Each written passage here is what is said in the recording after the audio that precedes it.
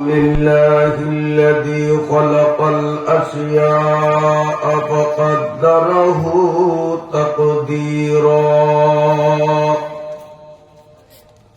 وصور شكل الإنسان فأحسنه تصويرا ومنعه بالعقل فجعله سميعا بصيرا وأرسل نبيه محمدا إلى كافة الناس فجعله بشيرا ونذيرا وداعيا إلى الله بإذنه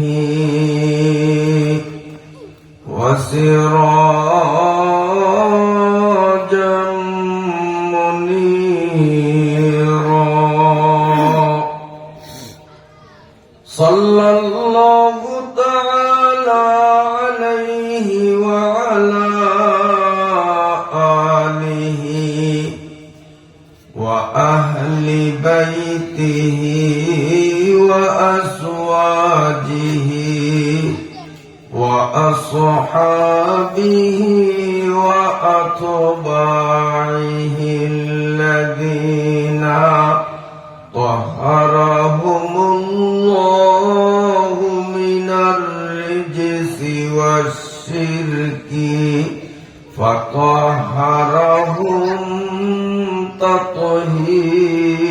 تطهيرا اللهم صل على محمد وعلى آل محمد كما صليت على إبراهيم وعلى آل إبراهيم إنك حميد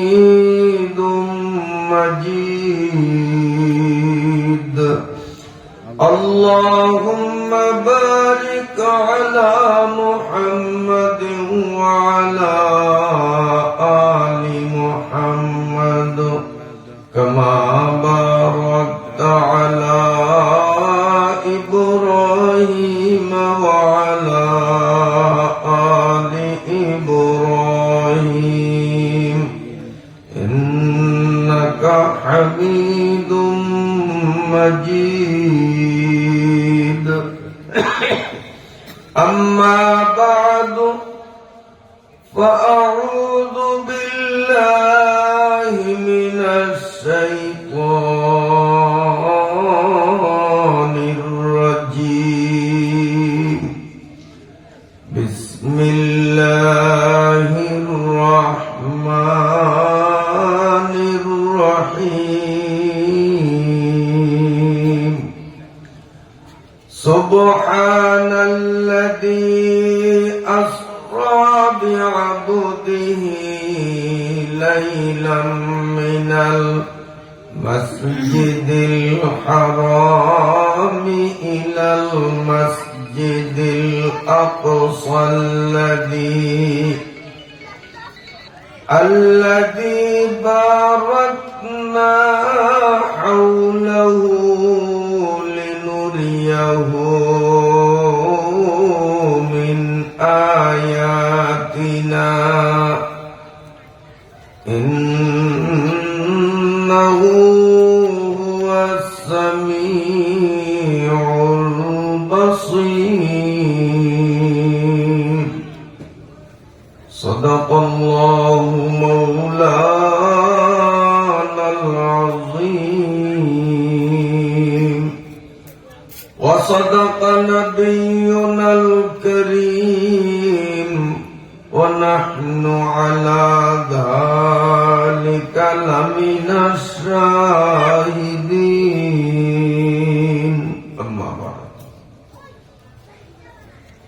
শিবপুর মাওলানা ইসহাক রহমতুল্লাহ আলাইহি জামে মসজিদ ময়দানে এলাকার এক ঝাঁক নিবেদিত প্রাণ কোরআন সৈনিকদের দীর্ঘদিনের নিরলস প্রচেষ্টায় অত্র এলাকার সর্বস্তরের মুসলমানদের সার্বিক সহযোগিতায় মহান আল্লাহ রাব্বুল আলামিনের অপরিসীম দয়া ও অনুকম্পার ফলশ্রুতিতে একটানা 3 দিন ব্যাপী আয়োজিত বার্ষিক তাফসীরুল কোরআন মাহফিলের আজ শেষ দিনের সমাপনী পর্বের মহতরম সভাপতি হযরত উলামায়ে কেরাম, সম্মানিত মুরব্বিগণ, ধারে ও দূর থেকে আগত সর্বস্তরের সর্ববয়সের সম্মানিত সুধী মণ্ডলী, দ্বীনী ভাইয়েরা, পর্দার আড়ালের সম্মানিতা মায়েরা, বোনেরা ও মেয়েরা, আমি আপনাদের সামনে পবিত্র কোরআনুল কারীমের 15 নম্বর পারার প্রথম থেকে সূরা আল ইসরার প্রথম থেকে কেবল একটি আয়াতে কারিমা তিলাওয়াত করলাম। আল্লাহ রাব্বুল আলামিন যদি তৌফিক ইনায়েত করেন, তিলাওয়াতকৃত আয়াতের মর্মে কিছু জরুরি কথা আলোচনা করার চেষ্টা করব ইনশাআল্লাহ তাআলা। প্রথমেই সেই আল্লাহ রাব্বুল আলামিনের পাক দরবারে শুকরিয়া আদায় করছি, যিনি আমাদেরকে এই প্রচন্ড তীব্র শীতের মধ্যেও আল্লাহ পাকের কালামের জলসায় সশরীরে সুস্থ বদনে উপস্থিত হওয়ার সুযোগ দান করলেন। আলহামদুলিল্লাহ। মুহতারাম হাজিরিন, আমরা কোরআনের কথা বলবো, কোরআনের কথা শুনবো। বলা এবং শোনার আগে বলনেওয়ালা, শুননেওয়ালা, বক্তা, শ্রোতা নির্বিশেষে উভয় পক্ষ এক প্ল্যাটফর্মে আসতে হবে যে আমাদের বলা এবং শোনার উদ্দেশ্য একটাই, যে আমরা কোরআন মোতাবেক নিজেদের জীবন গড়ব। কি বলেন? ঠিক আছে তো? ইনশাআল্লাহ। নিয়ত সঠিক করে অল্প বয়ান শুনলেও সেটি ফলপ্রসূ হবে। নিয়তে যদি গলত থাকে, সারা জীবন শোনার দ্বারাও কোনো উপকারের আশা করা যায় না। আল্লাহ যখন এত তীব্র শীতের দিনেও আমাদেরকে সরাসরি মাহফিলে উপস্থিত হওয়ার সুযোগ করলেন, অনেক কষ্ট স্বীকার করে যখন আসা হলো, আমরা প্রথমে নিয়তটাকে পরিশুদ্ধ করি, আমলের নিয়তেই বলবো, আমলের নিয়তেই শুনবো। আল্লাহ কবুল করেন। আজকে আমাদের দেশে কিছু মানুষ আমল থেকে দূরে, কারণ তাদের টাকা পয়সা বেশি, ব্যবসা বাণিজ্য অনেক বড়, এই জন্য তারা ব্যবসা সামাল দিয়েই সময় পায় না নামাজ রোজা করবে কখন। আসেনি এবারকে কিছু মানুষ। অথচ রাসূলুল্লাহ সাল্লাল্লাহু আলাইহি ওয়াসাল্লামের জমানায় পুরা আরব দেশের মধ্যে সবচেয়ে বড় ধনী ব্যক্তি ছিলেন যিনি, তার নাম হযরতে ওসমান গনি রাদিয়াল্লাহু তাআলা আনহু। পুরা আরব বিশ্বে সবচেয়ে বড় পয়সার মালিক, সবচেয়ে বড় ধনী মানুষ। এত পয়সার মালিক হওয়া সত্ত্বেও, আরব বিশ্বের 1 নম্বর ধনী হওয়া সত্ত্বেও, হযরতে ওসমান রাদিয়াল্লাহু তাআলা আনহুর নামাজ ছুটবে তো দূরের কথা, তার জীবনে তাকবীরে উলাও কোনোদিন ছোটে নাই। হাসরের মাঠে আমরা যারা নিজেদেরকে ধনী মনে করি, ওসমানের তুলনায় আমরা কোনো কাতারেই হব না, হিসাবেই আসব না। কোন লজ্জায় ওসমানের সামনে আমরা মুখ দেখাবো? আবার কিছু কিছু মানুষ আছে যারা দারিদ্রতার অজুহাত দেখাইয়া, অভাব অনটনের ওজোর দেখাইয়া তারাও ধর্মকর্ম থেকে দূরে থাকে। আমরা গরিব মানুষ, ধর্ম মানা কি আমাদের জন্য সম্ভব? রোজা রাখে না, নামাজ পড়ে না, ওই টাইমে সে কামাই রুজি করবে। তারা বলে যে ধর্মকর্ম করবে যাদের টাকা পয়সা আছে, আমরা গরিব মানুষ, ঠিক মতো ভাত জোটে না, ধর্মকর্ম কি আমাদের দ্বারা সম্ভব? এরকম আছে না কিছু মানুষ? রোজা রাখে না, নামাজ পড়ে না, আমরা গরিব মানুষ, রোজা রাখলে বদলা দিতে পারবো না। নামাজ পড়বো যেই টাইম, এই টাইমে যদি দোকানদারি করি তো 20 কাপ চা বেশি বেচতে পারবো, লাভ হবে। অথচ মুসলমান যদি আমরা হই, নিজেকে মুসলিম বলে ধারণা করি, তো আমি ধনী হই, গরিব হই, মধ্যবিত্ত হই, অসুস্থ হই আর সুস্থ হই, কোন অবস্থাতেই আল্লাহ পাকের হুকুম আমার দ্বারা লঙ্ঘিত হইতে পারে না। সোজা কথা। মুসলমানি বওয়াদ গরদান নেহাদান, এনানে খুদ বদস্তে খাজাদাদান। যে কোনো অবস্থাতেই আল্লাহর হুকুমকে শিরোধার্য মনে করা, আল্লাহ পাকের হুকুমকে সকল ব্যস্ততার উপর প্রাধান্য দেওয়া, এর নামই মুসলমান। একজন ধনী মুসলমান হযরত ওসমানের নাম বললাম, তার পাশাপাশি আরেকজন গরিব মুসলমানের নাম আপনাদের সামনে একটু বলব। নবীজির সকল সাহাবীদের মধ্যে সবচেয়ে বড় অসহায়, দুনিয়ার দিক থেকে সবচেয়ে বড় গরিব, অভাবী ছিলেন যিনি, তার নাম হযরতে তলহা রাদিয়াল্লাহু তাআলা আনহু। বলেন কি নাম? তলহা। মনে রাখবেন। তিনি কেমন গরিব ছিলেন সংক্ষেপে বলবো। রাসূলুল্লাহ সাল্লাল্লাহু আলাইহি ওয়াসাল্লাম মসজিদে নববী মদিনায় ইমামতি করতেন এবং নামাজের পর রাসূলুল্লাহ সাল্লাল্লাহু আলাইহি ওয়াসাল্লাম কিছু টাইম বয়ান করতেন। সাহাবীরা জমে বসে নবীজির বয়ান শুনতেন। কিন্তু তলহা রাদিয়াল্লাহু তাআলা আনহু তিনি কোনদিন বয়ানে বসতেন না। নামাজের সালাম ফিরেইলেই তিনি খুব দ্রুত গতিতে মসজিদ ত্যাগ করে বাড়ির দিকে চলে যেতেন। বিষয়টা হযরতে ওসমানের দৃষ্টিগোচর হয়। ওসমান লক্ষ্য করলো, একে একে 3 দিন লক্ষ্য করলো যে সবাই বসলেও একা তলহা বসে না, সে চলে যায়। এই জন্য একদিন নামাজের পরে নবীজি বয়ান করলেন। বয়ান যখন শেষ, সাহাবীরা মসজিদ ছেড়ে বের হয়ে গেল। হযরতে ওসমান রাদিয়াল্লাহু তাআলা আনহু নবীজির সামনে দাঁড়ান। নবীজি জিজ্ঞেস করলেন, কি ওসমান কিছু বলতে চাও নাকি? হযরতে ওসমান বললেন, জি হুজুর, একটা মামলা দেব আপনার কাছে। কার বিরুদ্ধে মামলা? বলো। হুজুর, আপনার আদরের সাহাবী তলহার বিরুদ্ধে।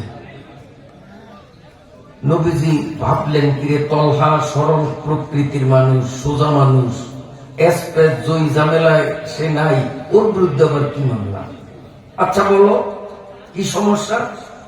ওসমান বলে যে হুজুর, আমি আজও লক্ষ্য করেছি, গতকালও দেখেছি, তার আগের দিনও আমার নজরে পড়েছে, সব সাহাবীরা আপনার বয়ান শুনলেও তলহা একদিনও আপনার বয়ানে বসে না। সালাম ফিরাইতে দেরি ও মসজিদ সাইরা বাড়ির দিকে যাইতে দেরি করেন। কেন সে আপনার বয়ানে গুরুত্ব দিল না? আপনার বয়ানে সে বসে না, অথচ আপনি প্রতিদিন বয়ানে কত গুরুত্বপূর্ণ কথা বলেন।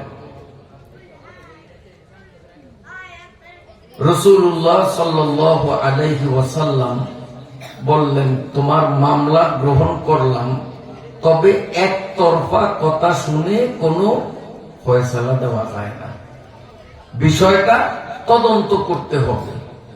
কেন সে আমার বয়ানে বসবে না? আমার বয়ানকে সে অবজ্ঞা কেন করে, কেন বসে না? বিষয়টা তদন্ত করতে হবে। ওমর রাদিয়াল্লাহু তাআলা আনহু ছিলেন সামনে, ইনি বললেন যে হুজুর, আমাদের কয়েকজনকে মিলে একটা তদন্ত কমিটি গঠন করে দেন।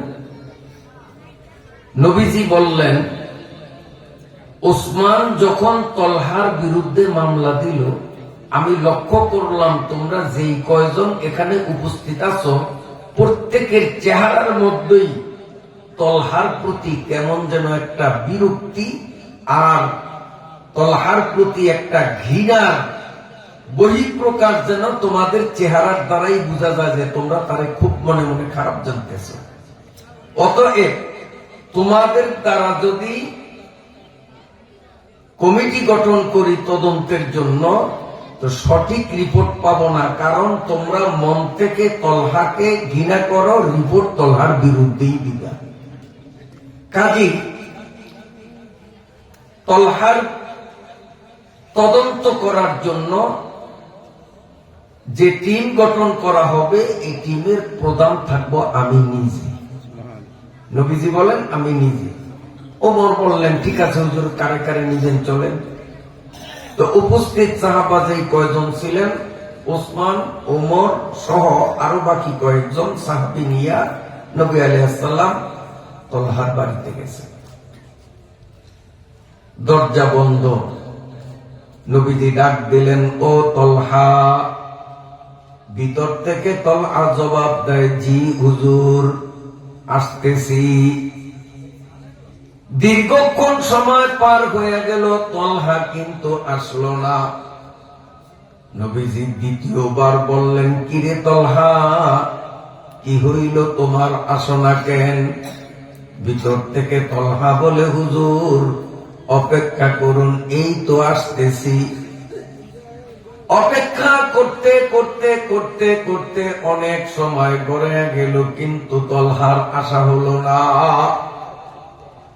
তৃতীয়বারেও নবীজি আবার ডাকলেন, কিরে তলহা, কি ব্যাপার, কতক্ষণ দেরি করব, আসো না কেন? হযরতে তলহা বলেন, হুজুর এই তো কিছুক্ষণের মধ্যে আসতেছি। কিন্তু সময় যত গড়াইতেছে, তলহা দরজাও খোলে না, নবীজির সামনেও আসে না। হযরতে ওমর মনে মনে ভাবতেছেন, তলহার বিরুদ্ধে নবীজির কাছে মামলা দায়ের হয়েছে, এই ভয়তে সে আসে না, হয়তো পিছনের দরজা দিয়ে সে পালায়া যাইতে পারে। ওমরে ভয় পেয়েছে, আসে না যখন, ও মনে হয় পিছনের দরজা দিয়া পালাইবে।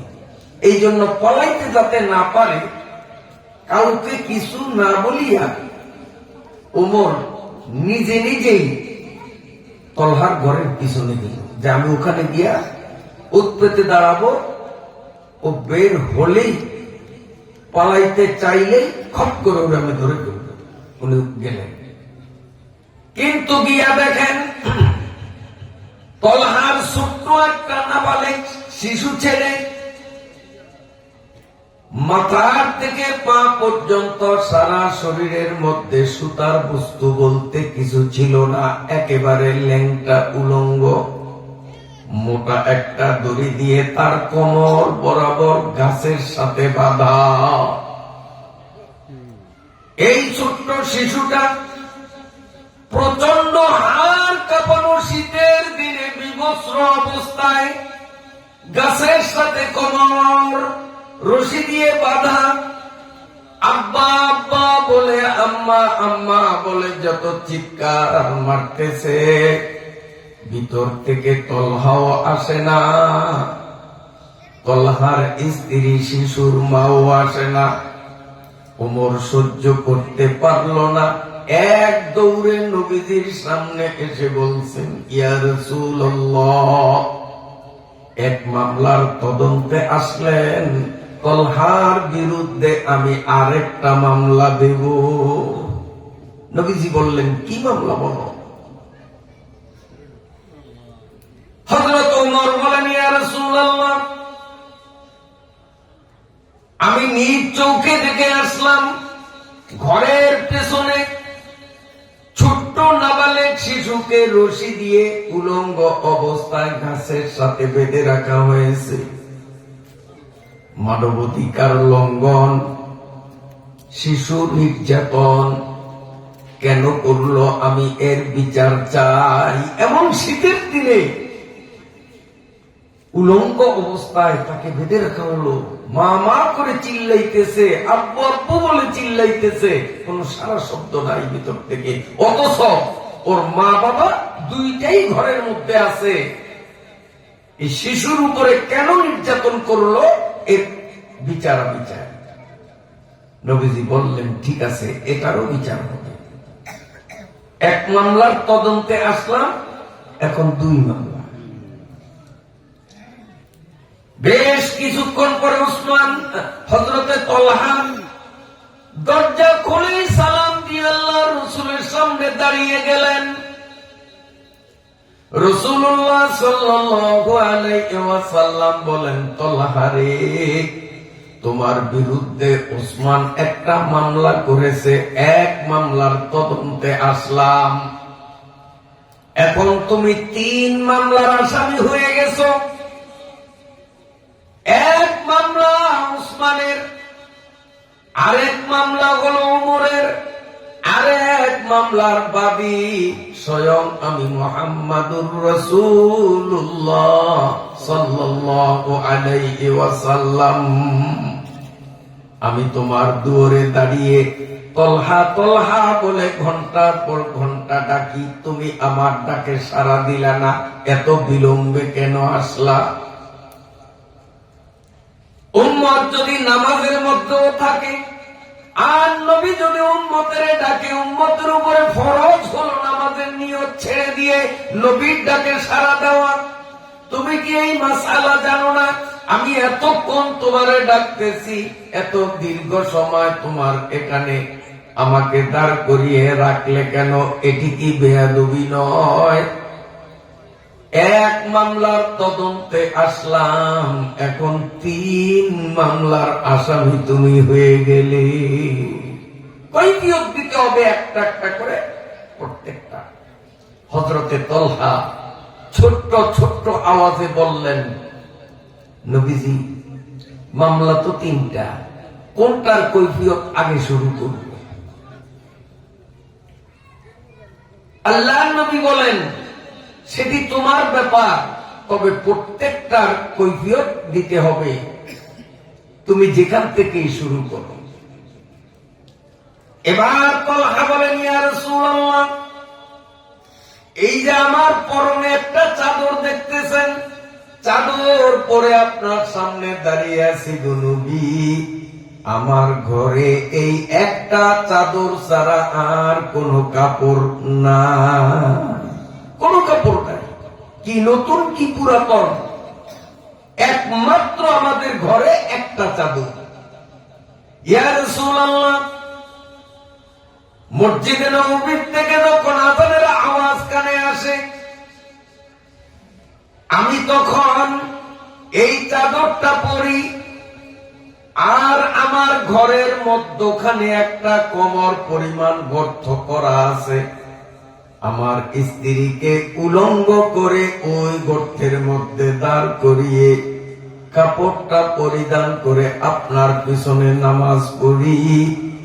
নবী গো, আমি যদি আপনার দরবারে বয়ান শুনতে বসি, আমার স্ত্রীর নামাজ কাজা হয়ে যাবে। এই জন্য আমি সালাম ফিরানোর সঙ্গে সঙ্গে আমি দৌড় দিয়ে বাড়িতে যাই। আমি নিজে উলঙ্গ হয়ে গর্তের মধ্যে নেমে দাঁড়িয়ে থাকি, আমার স্ত্রী কাপড়টা গায়ে পেঁচিয়ে নামাজে দাঁড়া। এক কাপড়ে আমি নামাজ পড়তে মসজিদে আসি, স্ত্রী উলঙ্গ থাকে, এজন্য গর্তের মধ্যে দাঁড়িয়ে থাকে। আবার স্ত্রী আমি বাড়ি আসলে চাদরটা পরে নামাজ পড়ে, আমি তখন উলঙ্গ হয়ে গর্তের মধ্যে দাঁড়িয়ে থাকি গো নবী। আল্লাহ পাকের নবীর দুই চোখ থেকে টপ টপ টপ টপ করে পানি পড়া আরম্ভ হয়ে গেল। নবীজি ডাক দিয়ে বললেন, উসমান রে, কার বিরুদ্ধে কি নালিশ করলাম? হযরত উসমান চোখের পানি ছেড়ে দিয়ে বলছি, ইয়া রাসূলুল্লাহ, তলহা এত কষ্ট করে আমলের উপরে মজবুত, ঈমানের উপরে মজবুত, এটি তো জানতাম না। আমার মামলা শেষ। আল্লাহ পাকের নবী বললেন, ও তলহা, এক বর্ণনাতে উসমানের মামলাও ডিসমিস হয়ে গেল, আমি রাসূলের মামলাও ডিসমিস হয়ে গেল। তলহা বলেন, নবী গো, আপনি যখন আমারে তলহা বলে ডাক দিলেন দরজায় দাঁড়িয়ে, তখন আমি উলঙ্গ অবস্থায় গর্তে দাঁড়ানো, আমার স্ত্রী তখন নামাজে মগ্ন। আমি লেংটা অবস্থায় আপনার কাছে কেঁদে আসি। ইয়া রাসূলুল্লাহ, স্ত্রীর নামাজ শেষ হওয়া পর্যন্ত অপেক্ষা করলাম। স্ত্রী নামাজ শেষ করে কাপড়টা আমারে দিয়ে গর্তের মধ্যে এখন উলঙ্গ অবস্থায় দাঁড়ানো, ওই কাপড় গায়ে জড়িয়ে আপনার সামনে আমি হাজির হলাম। ওমরও কান্দে, উসমানও কান্দে, নবীরও চোখের পানি ঝরে। আল্লাহর নবী বললেন, তোমার এক জবান বন্দিতে আমার মামলাও শেষ, উসমানের মামলাও শেষ, রয়ে গেল ওমরের মামলা। এই ছোট্ট শিশুটারে কেন তুমি নির্যাতন করছো? হযরতে তলহা দুই চোখের পানি ছেড়ে দিয়ে কান্দে আর বলে, নবী গো,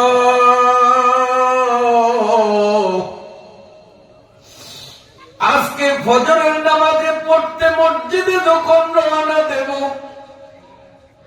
আমার স্ত্রী আমারে ডাক দিয়া বলেন, স্বামী গো, 3 দিন পর্যন্ত চুলায় আগুন জ্বলে নাই, কিছু খাইতে পারি না। আমাদের ছোট্ট নাবালেক অবু শিশুটাও 3 দিনের ক্ষুধায় বড় কাতর। আমি উলঙ্গ অবস্থায় করতে দাঁড়িয়ে থাকবো, আর আপনি চাদর পরে মসজিদে যাবেন।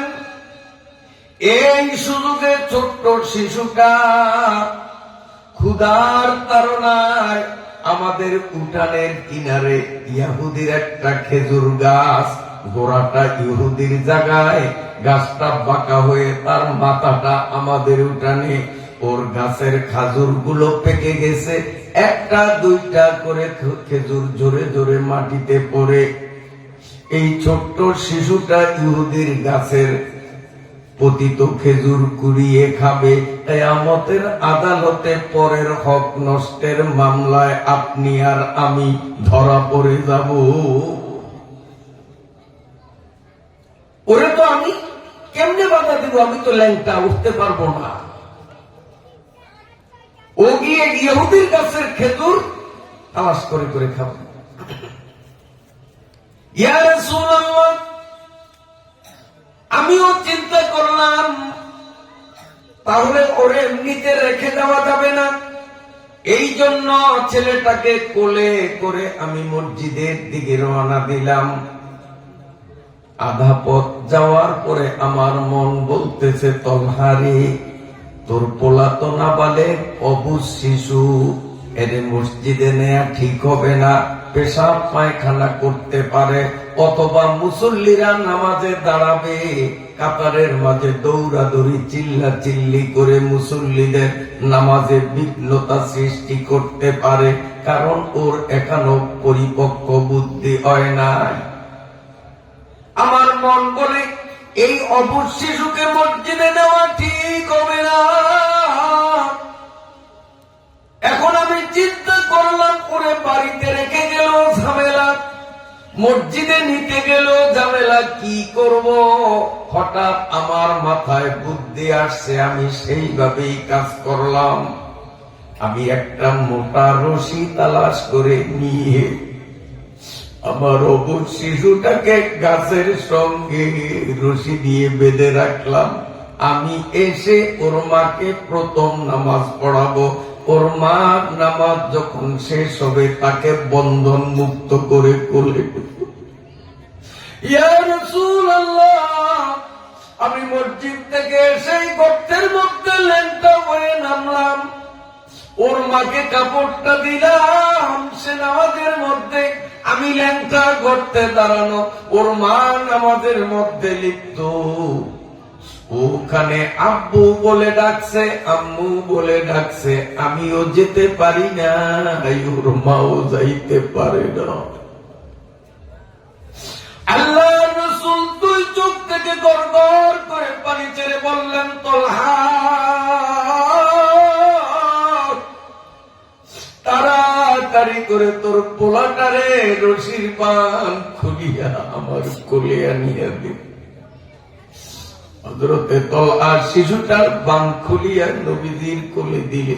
আল্লাহর নবী শিশুর গালে কপালে চুমু খায়, দুই চোখের পানি ছাড়িয়া কান্দে আর বলে, আমার সাহাবীরা রে, কে আসো? ইহুদির ওই ঘাসটা ইহুদির থেকে কিনিয়া আমাকে দান করবা, বিনিময়ে আল্লাহ জান্নাতের গাছ দিবে। জান্নাতের গাছের আশায় ইহুদির গাছটা ইহুদির থেকে কিনিয়া আমারে দান করতে কে পারবা? আল্লাহ জান্নাতে খেজুর গাছ দিবে।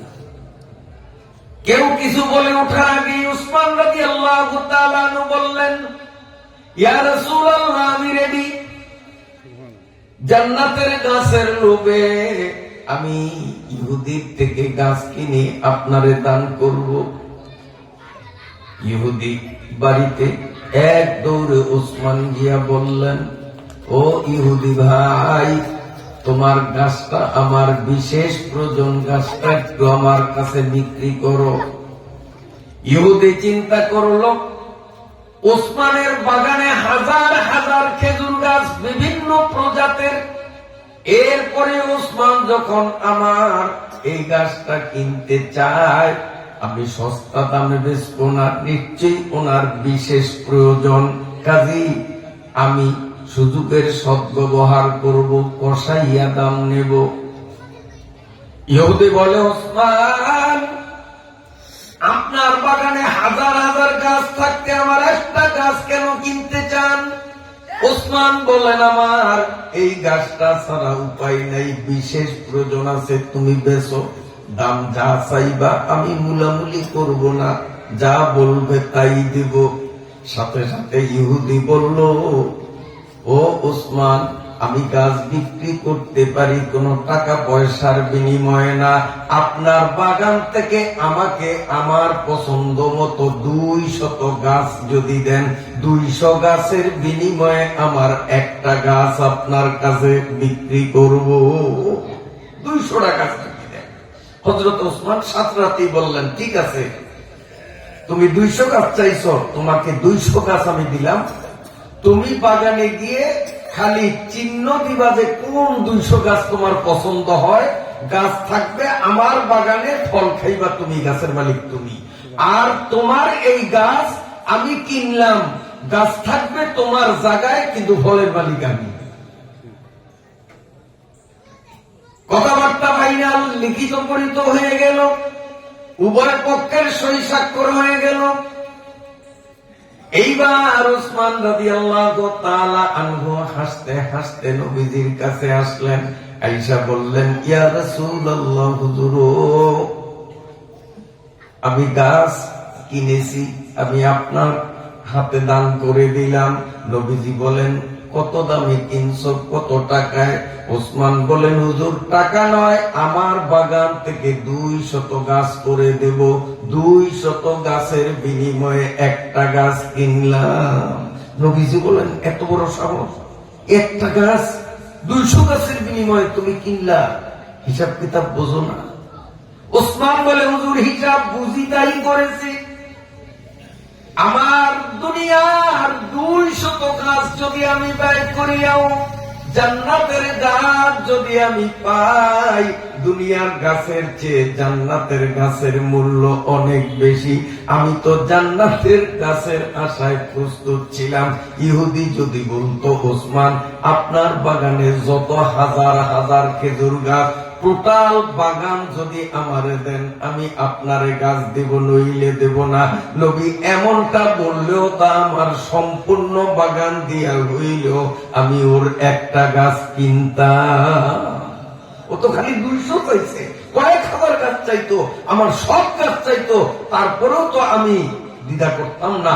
সব কিছু দিয়া হইলেও যেহেতু আপনি বলছেন যে কে আসো গাছটারে কিনবা আর আমাকে দান করবা, ইয়া রাসূলুল্লাহ আমি দানের পাগল, আমার সম্পূর্ণ গাছ যদি দিতে হতো তাও দিতে আমি কোনো চিন্তা করতাম না। আল্লাহ পাকের নবী সবাইকে সাক্ষী করে বললেন আমার সাহাবীরা, ওসমান 200 খেজুর গাছের বিনিময়ে ইহুদির একটা গাছ কিনিয়া আমারে দান করছে। এখন গাছের মালিক আমি এই গাছটা তলহার পোলারে দান করিয়া দিলাম। ও তলহা যা ওই গাছ থেকে খেজুর পারিয়া নিজে খা, বউরে খাওয়া, পোলারে খাওয়া। হযরত তলহা কত বড় অভাবী, তারপরেও তার নামাজের তাকবীরুল্লাহ ছোটে না। 5 ওয়াক্ত নামাজ নবীজির কাছে পড়েন, স্ত্রীকে ল্যাংটা করিয়া গর্তের মধ্যে দাঁড় করায় রাখেন, আবার নিজে আসেন, নিজে ল্যাংটা হয়ে দাঁড়িয়ে থাকেন, আর তার স্ত্রী নামাজ পড়ে। এত অভাবে থাকিয়াও ধর্ম কর্ম তার কখনো নষ্ট হয় নাই। এইরকম অসহায়, এইরকম গরিব আপনার ওই মাইজকান্দিতে কয়জন আছে, কয় ফ্যামিলি আছে? তো কিসের শ্রোতা দেখাইয়া যে আমরা গরিব মানুষ, আমরা রোজা রাখি কেমনে, নামাজ পড়ি কেমনে? কিয়ামতের ময়দানে হযরতে তলহার সামনে কোন লজ্জায় দাঁড়াবো চিন্তা করা দরকার। কি বলেন, ঠিক কিনা? আল্লাহ তাআলা আমাদেরকে বুঝদান করেন। আমি আপনাদের সামনে সূরাত আল ইসরার 1 নম্বর আয়াত, কোরআন শরীফের 15 নম্বর পারার 1 নম্বর আয়াত পড়েছি। আয়াতে আল্লাহ তাআলা ইরশাদ করেন, সুবহানাল্লাযী আসরা বিআবদিহি লাইলাম মিনাল মাসজিদিল হারামি ইলাল মাসজিদিল আকসা। শাব্দিক অর্থ পুত পবিত্র দোষমুক্ত সেই পরম সত্তা যিনি স্বীয় বন্দাকে রাতের সামান্যতম অংশে মসজিদে হারাম থেকে দূরবর্তী মসজিদ পর্যন্ত ভ্রমণ করালেন। লিনুরিয়াহু মিন আয়াতিনা,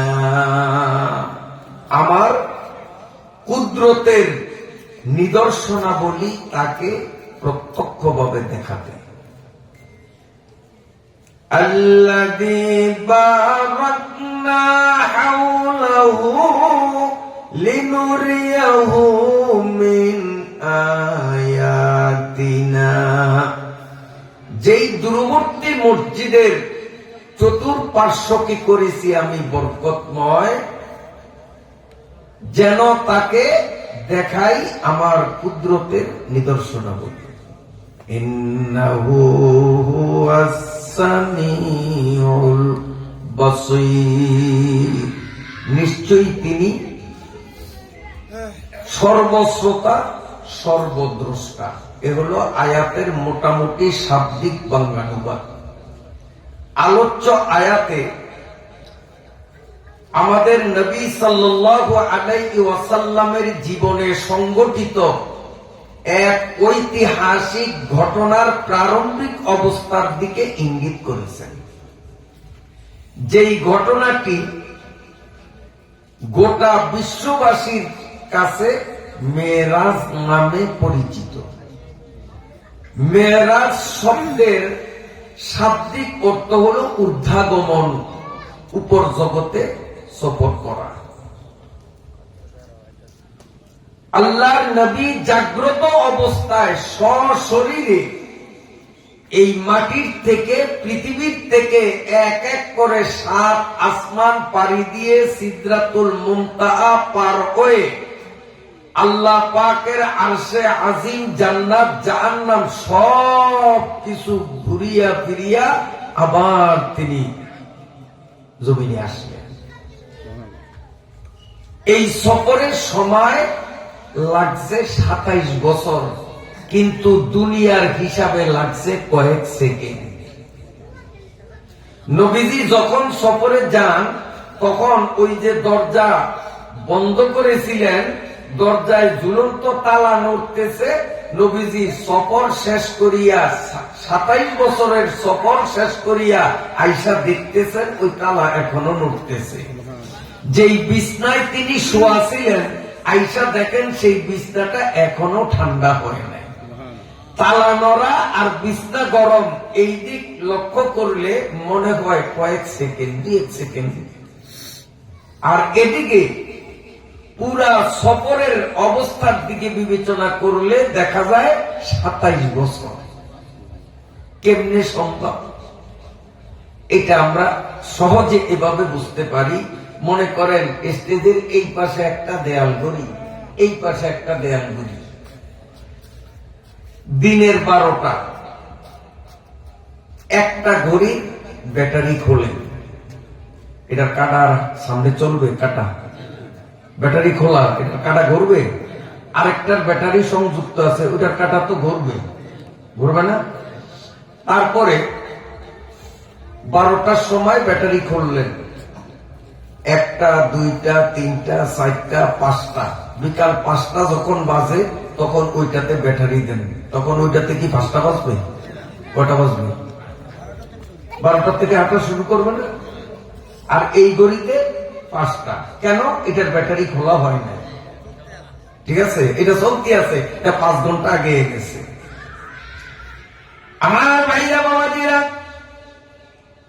আল্লাহর রাসূলকে আল্লাহ যখন মেরাজের সফরে নিলেন, সূর্যের যে আহ্নিক গতি আছে, এই ঘড়ির কাঁটার পরিবর্তন, ঘন্টার পরিবর্তন সূর্যের আহ্নিক গতির কারণে হয়।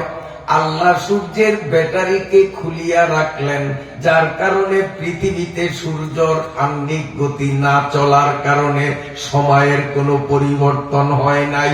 যেমন ওই ঘড়িতে ব্যাটারি না থাকার কারণে তার সময়ে পরিবর্তন নাই। এদিকে ঊর্ধ্ব জগতের ঘড়ির ব্যাটারি আল্লাহ খোলেন নাই, সেখানে কারা ঘুরতে ঘুরতে 27 বছর পার হয়ে গেল।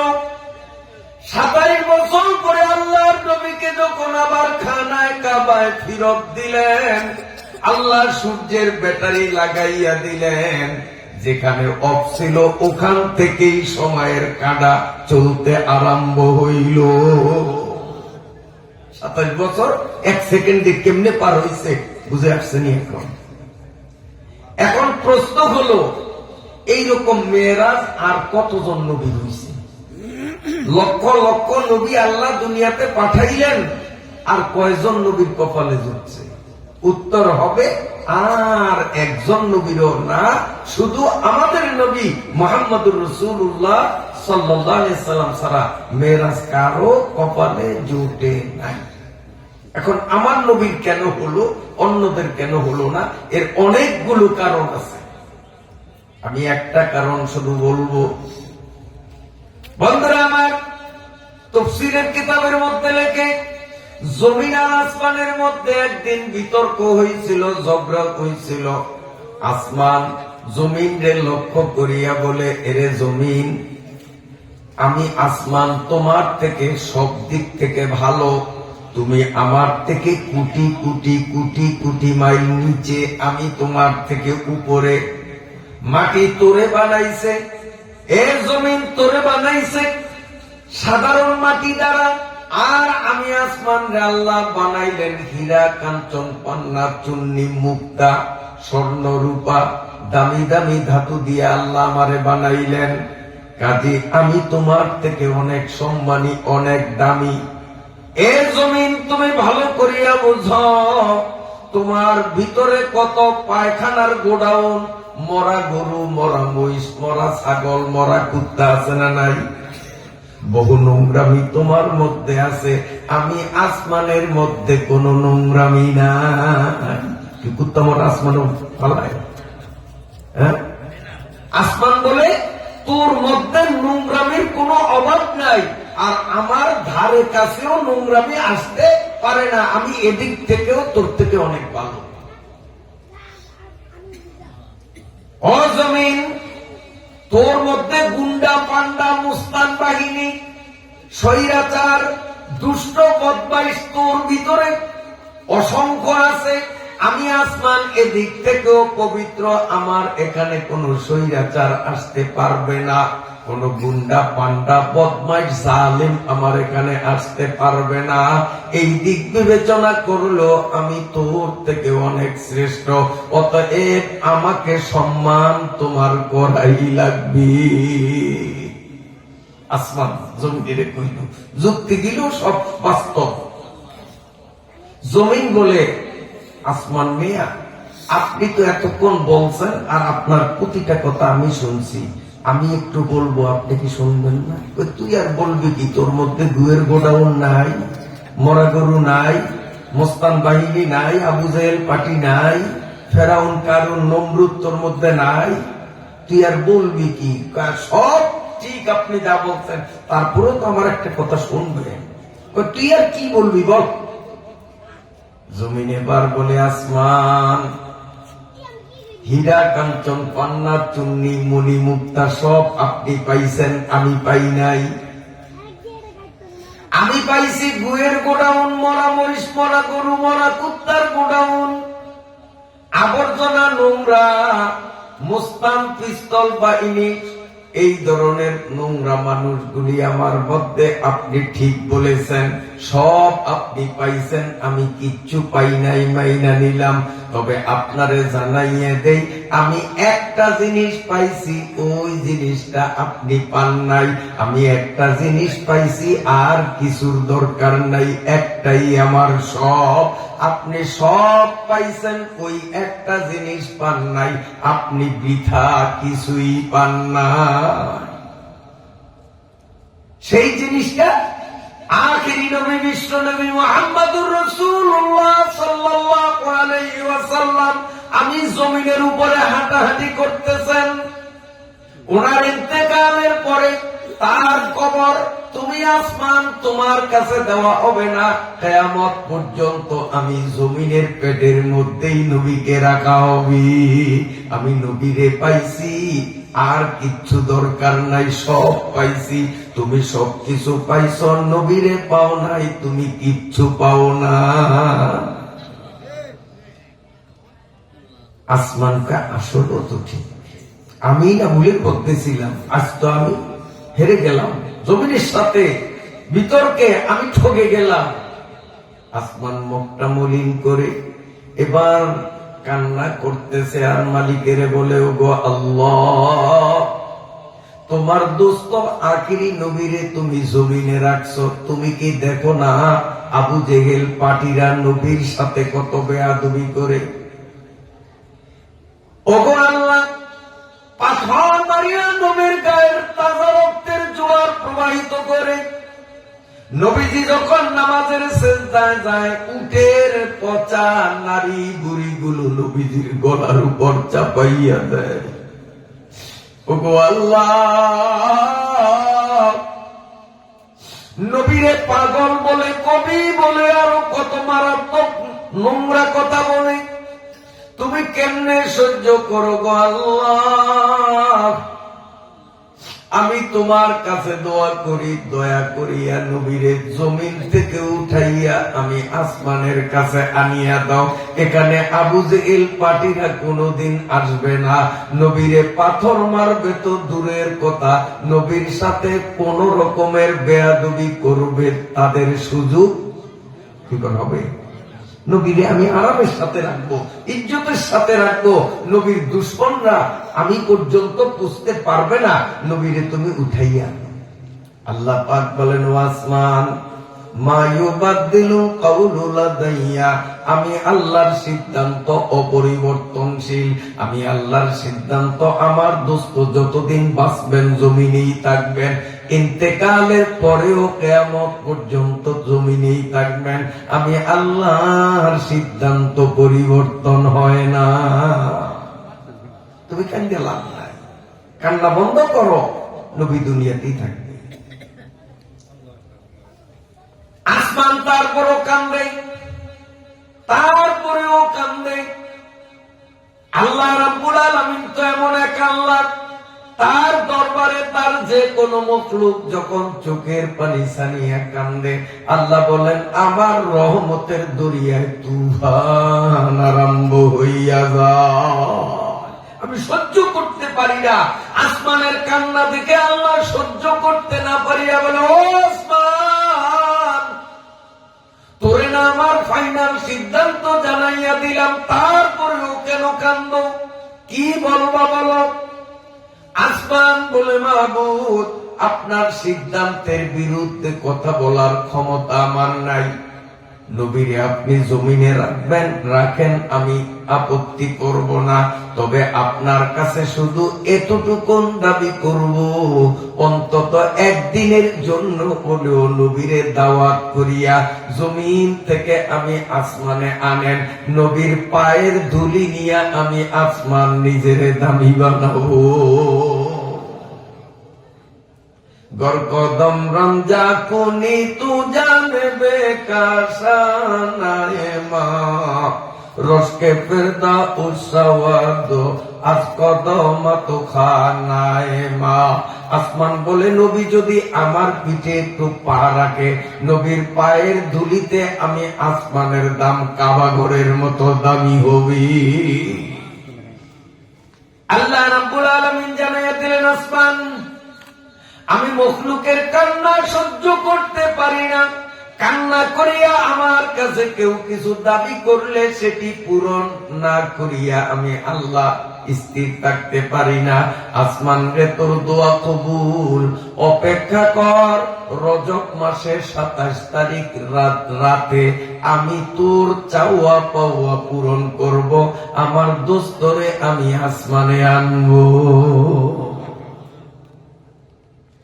ঠিক রজব মাসের 27তম তারিখ রাত্রে আল্লাহ রাসূল কাবা ঘরের অনতি দূরে তার চাচতো বোন হযরতে উম্মে হানি রাদিয়াল্লাহু তাআলা আনহুর ঘরে রাতের খাবার খাইয়া কাবা ঘরের হাতিমের মধ্যে, হাজী সাহেব যারা হজ করছেন, হাতিমের মধ্যে 2 রাকাত নফল নামাজ অনেক কষ্ট করে পড়তে হয়, পড়া হয়।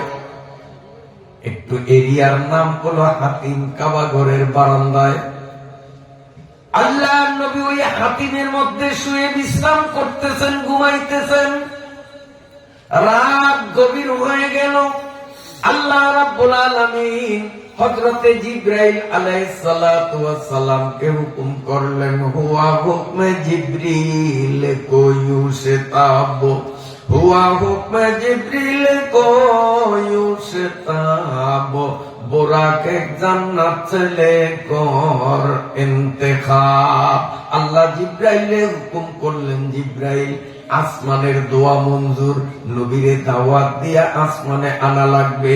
তুমি বেহেশতের একটা বোরাককে সাজাইয়া গোজাইয়া মক্কায় নিয়ে যাও, ওই বোরাকের পিঠে চড়াইয়া আমার নবীরে আনো। হযরত জিবরাইল আলাইহিস সালাম বোরাক নামক একটা জন্তু, এটা ঘোড়ার থেকে ছোট্ট, গাধার থেকে বড়, মাঝারি। ঘোড়ার মতো অত বড় না, গাধার মতো অত ছোট না, ঘোড়া আর গাধার মাঝামাঝি আকৃতির এক ধরনের জন্তু, বিশেষ জন্তু বোরাক। এটা বেহেশতে আছে, দুনিয়ায় আর কোন বোরাক নাই, বেহেশতে। হযরত জিবরাইল আলাইহিস সালাম জান্নাতি সাজে বোরাকরে সাজিয়ে গুজিয়ে কাবাগরের সামনে একটা পাথরের সাথে বাঁধলেন। বাইদা দেখেন যে নবী ঘুমাইতেছে। এখন জিবরাইল নবীরে ডাকবে, একবার মাথার কাছে যায়, ভয়তে ডাকে না। আমি যদি ডাকি নবীজির কাঁচা ঘুম ভাঙ্গে, মনে কষ্ট পাবেন, বেয়াদবি হয়ে যাবে। আবার পায়ের কাছে আসেন, আবার মাথার কাছে যান, ডরে ডাকে না। আবার চিন্তা করে রওনা দেওয়ার সময় বেশি বাকি নাই, জাস্ট টাইমে যদি রওনা না দেই আমি জিবরাইলের চাকরি থাকবে না, আল্লাহ আমারও নাম কেটে দিবে। নির্ধারিত সময় রওনা দিতে হবে, সময়ও হাতে নাই। তাই সাহস করে নবীর কাছে যায়, আবার ভয়তে ডাকতেও পারে না। এখন জিবরাইল কিং কর্তব্য বিমূঢ় হয়ে গেলেন, আমি তো মহা বিপদে, ডাকলেও বিপদ, না ডাকলেও বিপদ। ডাকলে বিপদ যদি বেয়াদবি হয়, না ডাকলে বিপদ, রওনা দিতে পারবো না। আল্লাহ বলবেন জিবরাইল তোর চাকরি শেষ, ফেরেশতার লিস্ট থেকে তোরে বাদ করে দিলাম। এখন ডাকলেও বিপদ, না ডাকলেও বিপদ। জিবরাইল কিং কর্তব্য বিমূঢ় হইয়া তিনি একেবারেই আকল শূন্য দাঁড়ানো। আল্লাহ বলেন, কিরে জিবরাইল প্রস্তুতি কদ্দুর, রওনা কি দেবা না? জিবরাইল কা মাবুদ আপনি তো সব দেখেন, সময় একেবারেই কম, কিন্তু আপনার দোস্ত তো ঘুমায়। নবীজি বলেন কয়বার ডাকছো? আল্লাহ বলেন কয়বার ডাকছো? জিবরাইল বলেন মাবুদ কয়েকবারই ডাকার জন্য কাছে গেছি, কিন্তু ভয়তে ডাকি নাই।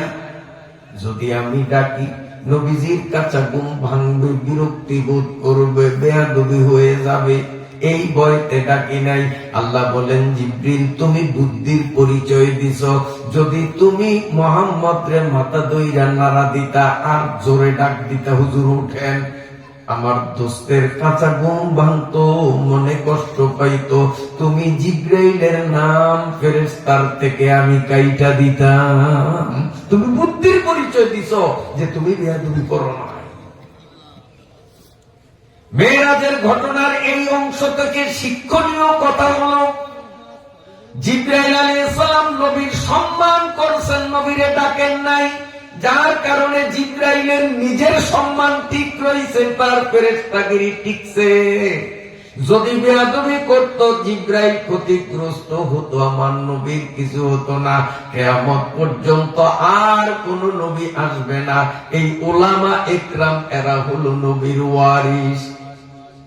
এই নবীর ওয়ারিসদেরকেও সাধারণ উম্মত ইজ্জত যদি করে, আল্লাহ রাব্বুল আলামিন তাদের ইজ্জত বাড়াইয়া দিবি। আর এই নবীর ওয়ারিসদের সাথে যারা বেয়াদবি করবে তাদের কপালই পুড়ে যাবে। আলেমদের ইজ্জত করা, জিবরাইলের জন্য নবীকে ইজ্জত করা যেমন উপকারী ছিল, কিয়ামত পর্যন্ত সাধারণ মানুষ আলেম উলামাকে ইজ্জত করা নিজের জন্য উপকারী হবে। বন্ধুরা আমার, হযরত জিবরাইল আলাইহিস সালাম বলেন আল্লাহ আমি ভয়তে ডাকি নাই। আল্লাহ বলেন তুমি বুদ্ধির পরিচয় দিছ, আমি তোমারে বুদ্ধি শিখাইয়া দেই। তুমি তার পায়ের কাছে যাও, তোমার হাত আমার দোস্তের পায়ের তালুতে রাখিয়া আস্তের পরে চাপ দাও। আমি প্রতিটা মানুষের পায়ের তালুর সাথে চোখের সাথে একটা ঘনিষ্ঠ সম্পর্ক রাখছি। যখন এই কেউ ঘুমন্ত ব্যক্তির পায়ের তালু স্পর্শ করে আলতো চাপ দিবে, সঙ্গে সঙ্গেই তার চক্ষু খুলে যাবে। যত বড় কাঁচা ঘুম থাকুক না কেন, এই পায়ে স্পর্শ করিয়া ঘুম ভাঙ্গাইলে কাঁচা ঘুম ভাঙ্গানোর বিরক্তি বোধ হবে না। যদি মাথা ধরিয়া নাড়া দেয়, গা ধরিয়া ধাক্কা দেয়, অথবা জোরে জোরে চিল্লা চিল্লি করে টাকা, কাঁচা ঘুম ভাঙ্গার বিরক্তি হবে। এতে যাকে জাগাইলাম মারাত্মক রোগে আক্রান্ত হইতে পারে। এমনকি শাহরগ সিরিয়ার লোকটা কখন মারাও যাইতে পারে, কিংবা পাগল দেওয়ানা রোগ সৃষ্টি হওয়ারও কারণ। এজন্য ঘুমন্ত ব্যক্তিকে জোরে চিল্লায়া ঘুম থেকে উঠানো ঠিক হবে না, শান্তভাবে আস্তে আস্তে তারে ঘুম থেকে জাগাইতে হবে, তাহলে অনেক ক্ষতি থেকে রক্ষা পাবে। কথা বুঝতে পারলাম? আমার ভাইরা বাবাজিরা, জিবরাইল আমিন আল্লাহর নবীর পায়ের তালু ধরে যখন চাপ দিলেন, নবীজি চোখ করলেন। কিরে জিবরাইল, হঠাৎ কি ব্যাপার? জিবরাইলকে, হুজুর এখন ঘুমের টাইম না, আজকে আল্লাহর স্পেশাল মেহমান আপনি, আপনাকে দাওয়াত করা হয়েছে, ওই যে জান্নাতি বোরাক বাহন নিয়ে আসছি, এক্ষুনি আপনার মেরাজের সফর শুরু হবে। সুবহানাল্লাহ, সুবহানাল্লাহ, আপনার মেরাজের সফর শুরু হবে। নবীজি বলেন, তাই নাকি? জি, আপনি ওঠেন। নবী আলাইহিস সালাম উঠলেন, উঠাই তিনি ওযু করলেন। ওযুর পরে 2 রাকাত নফল নামাজ আদায় কইরা গোটা উম্মতের কিয়ামত পর্যন্ত আগত উম্মতের সবক দিলেন, উম্মত তুমি যখন তোমার এলাকা থেকে 48 মাইল বা তার ঊর্ধ্বের দূরত্বের উদ্দেশ্যে রওনা দিবা, তুমি মুসাফির। এই মুসাফির ব্যক্তি নিজের বাড়ির থেকে যখন রওনা দিবে, যদি মাত্র ওয়াক্ত না হয়, অন্তত 2 রাকাত নফল নামাজ পড়িয়া রওনা দিতে হয়। মাত্র ওয়াক্ত হইলে ভিন্ন কথা। ঢাকা যাবেন, কাট্টি ফুচকা সব রেডি, 2 রাকাত নামাজ ঘরে পড়ে তারপরে ঘর থেকে বের হবে। চিটাগাং যাবেন, 2 রাকাত নামাজ পড়িয়া, যদি মাত্র ওয়াক্ত না হয়। আল্লাহর নবী 2 রাকাত নামাজ পড়লেন। জিবরাইল বলেন, হুজুর নামাজ শেষ, আসেন বোরাকের পিঠে চড়েন। আল্লাহর নবী বললেন, জিবরাইল ডিস্টার্ব কইরো না। নবীজি সিজদার মধ্যে পড়িয়া 2 চোখের পানি ছাড়িয়া কান্দে, 2 চোখের পানি দিয়া কাবা ঘরের ভিটি ভিজাইয়া কান্দে। আল্লাহ রাব্বুল আলামিন সব জানেন, বোঝেন, তারপরেও জিজ্ঞাসা করেন, দোস্ত আমি লক্ষ লক্ষ নবী রাসূল পাঠাইলাম, আসমানে কারোরে দাওয়াত দেই নাই, শুধুমাত্র এই সম্মান আপনারে দিলাম। এই টাইম তো কাঁদার টাইম না, এই টাইম তো হাসার টাইম। কি করেন? হাসার টাইম না, আপনি হাসতে হাসতে আসবেন। এই সম্মান আর কাউরে দেয়নি, আপনি কাঁদেন কেন? আল্লাহর নবী বলেন, ইয়া রাসূল, ওগো আল্লাহ, আমার কাঁদার কারণ হলো আজকে আপনি আমাকে সম্মান করিয়া বোরাকের পিঠে চড়াইয়া এখান থেকে বাইতুল মুকাদ্দাস, ওইখান থেকে এক এক করে 7 আসমান, জান্নাত, জাহান্নাম, আরশ, কুরসি, লৌহ কলম সব ঘুরাবেন। আমার মনে পড়ে গেছে আমার উম্মত গুলো হাসরের ময়দানে 50,000 বছর দাঁড়াইয়া ক্লান্ত হয়ে যাবে। এই ক্লান্ত শ্রান্ত দুর্বল উম্মত গুলো হাসরের ময়দান থেকে জান্নাত অনেক দূরের লম্বা সফর, আমার উম্মত গুলো কেমনে তারা জান্নাতে যাবে? আল্লাহ, আপনি যদি আমার প্রত্যেকটা উম্মতের জন্য হাসরের মাঠে একটা একটা বোরাক দেওয়ার ওয়াদা করেন, তাহলে বোরাকে চড়বো, আসমানে যাব। যদি ওয়াদা না দেন, বোরাকে চড়বো না, মেরাজও করবো না। আমার উম্মতের কথা মনে পড়ে গেছে। আল্লাহ রাব্বুল আলামিন বললেন, দোস্ত আমার, ঠিক আছে আপনি থাকবেন না, আপনার খাঁটি উম্মত যারা হবে, আমি আল্লাহ কথা দিলাম, বেহেশতের থেকে তাদের জন্য একটা একটা বোরাক পাঠিয়ে দিব। আপনার প্রতিটা উম্মত বোরাকের পিঠে চড়বে, সেকেন্ডের মধ্যে 1000,000 মাইল দূরত্বের জান্নাতে পৌঁছে যাবে। সুবহানাল্লাহ, সবার জন্য আমি বোরাক দেব। নবীজি দাবি আদায় করে নিলেন। এরপরে নবীজি সিজদার থেকে মাথা উঠাইলেন, কি জিবরাইল রওনা দেবা? জিবরাইল বলেন, জি হুজুর, রেডি, আসেন। এখন নবীজি বোরাকের পাশে আসলেন, বোরাকের পিঠে চড়বেন। কিন্তু বোরাক লাফালাফি করে নবীরে পিঠে চড়ার সুযোগ দেয় না, নাচানাচি করে। ওই কোরবানিয়া বাজারে দামরা গরু নিলে যেরকম উত্তাল পাতাল করে, ওরা ওই রকম উত্তাল পাতাল। নবীজি ওর পিঠে যে উঠবে কোনো চান্সই দেয় না, সুযোগই দেয় না। ওম নেই, জিব্রাইল লাঠি দিয়া বোরাকের পিঠে বাড়ি দিয়া কয়, বেয়াদব, কার সাথে বেয়াদবি করো, চিনস তোর পিঠে কে উঠবে? একটা বাড়ি যখন দিছে, আল্লাহর কুদরতে বোরাকের জবান খুলিয়া গেছে। বোরাকে কয়, হে জিব্রাইল, চিনি কারণেই তো এইরকম করি, ফিরে চড়তে দেই না। জিব্রাইল গেছে অবাক হইয়া, কিরে চিনলে তো আরো নরম হইয়া পিঠ নোয়া দিবে। ও কয়, চিনছি কারণেই তো পিঠে উঠে উঠে করতে দিতেছি না। একবার বেয়াদব বলছো, আমারে সেকেন্ড বার বেয়াদব বলবা না, ধমক দিছে। জিব্রাইল দিছে ডরাইয়া। মিয়া নেয়া শেখো মাসুক কেরাম জেস কেরামান কাতিবিন রাহম খবর নি। আল্লাহর নবী মুস্কি মুস্কি হাসতেছে, আর বোরাক জিব্রাইলকে ধমকা ধমকি করে। ডরে জিব্রাইল থরথর করিয়া কাঁপে। সুবহানাল্লাহ। নবীজি মুস্কি মুস্কি হাসেন, মিয়া না শেখো মাসুক কেরাম কেরামান কাতিবিন রাহম খবর নেই। নবীজি বলেন, জিব্রাইল তুমি বুঝবো না, এখানে প্রেমের খেলা চলছে, তুমি বুঝবা না। আল্লাহ নবী মুস্কি মুস্কি হাসি দিয়ে বললেন, ও বোরাক, বল তুই কেন লাফালাফি করস, উদ্দেশ্যটা কি? এবার বোরাক বলে, ইয়া রাসূলুল্লাহ, আমার কপালটা কত ভালো, জান্নাতে লক্ষ লক্ষ বোরাক থাকতে কোন বোরাক আপনাকে নেওয়ার জন্য চান্স পায় নাই, শুধু আমি পাইলাম। ভাগ্যটা আমার কত ভালো। তবে আমার মন বলতেছে, হাসরের ময়দান থেকে আপনাকে জান্নাতে নেওয়ার জন্য জান্নাতের লক্ষ লক্ষ বোরাক কাতার দিয়ে আপনারে ডাকবে, আমার পিঠে ওঠেন, আমার পিঠে ওঠেন। সেদিন কাতারে আমিও থাকবো। আজকে আমার পিঠে চড়িয়া যদি মেয়েরাজে যাইতে হয়, আমারে ফাইনাল ওয়াদা দিতে হবে, হাসরের মাঠে আমার পিঠে চড়িয়া জান্নাতে যাইবেন কিনা, সেদিনও আপনারে আমি বহন করতে পারবো কিনা। ওয়াদা না দিতে আমার পিঠে চড়তে দেব না। বোরাক নবীর জন্য পাগল, আসমান নবীর জন্য পাগল, জমিন নবীর জন্য পাগল, জঙ্গলার জীবজন্তু সাপ নবীর জন্য পাগল। শুধু উম্মত আমরা নবীরে চিনলাম না,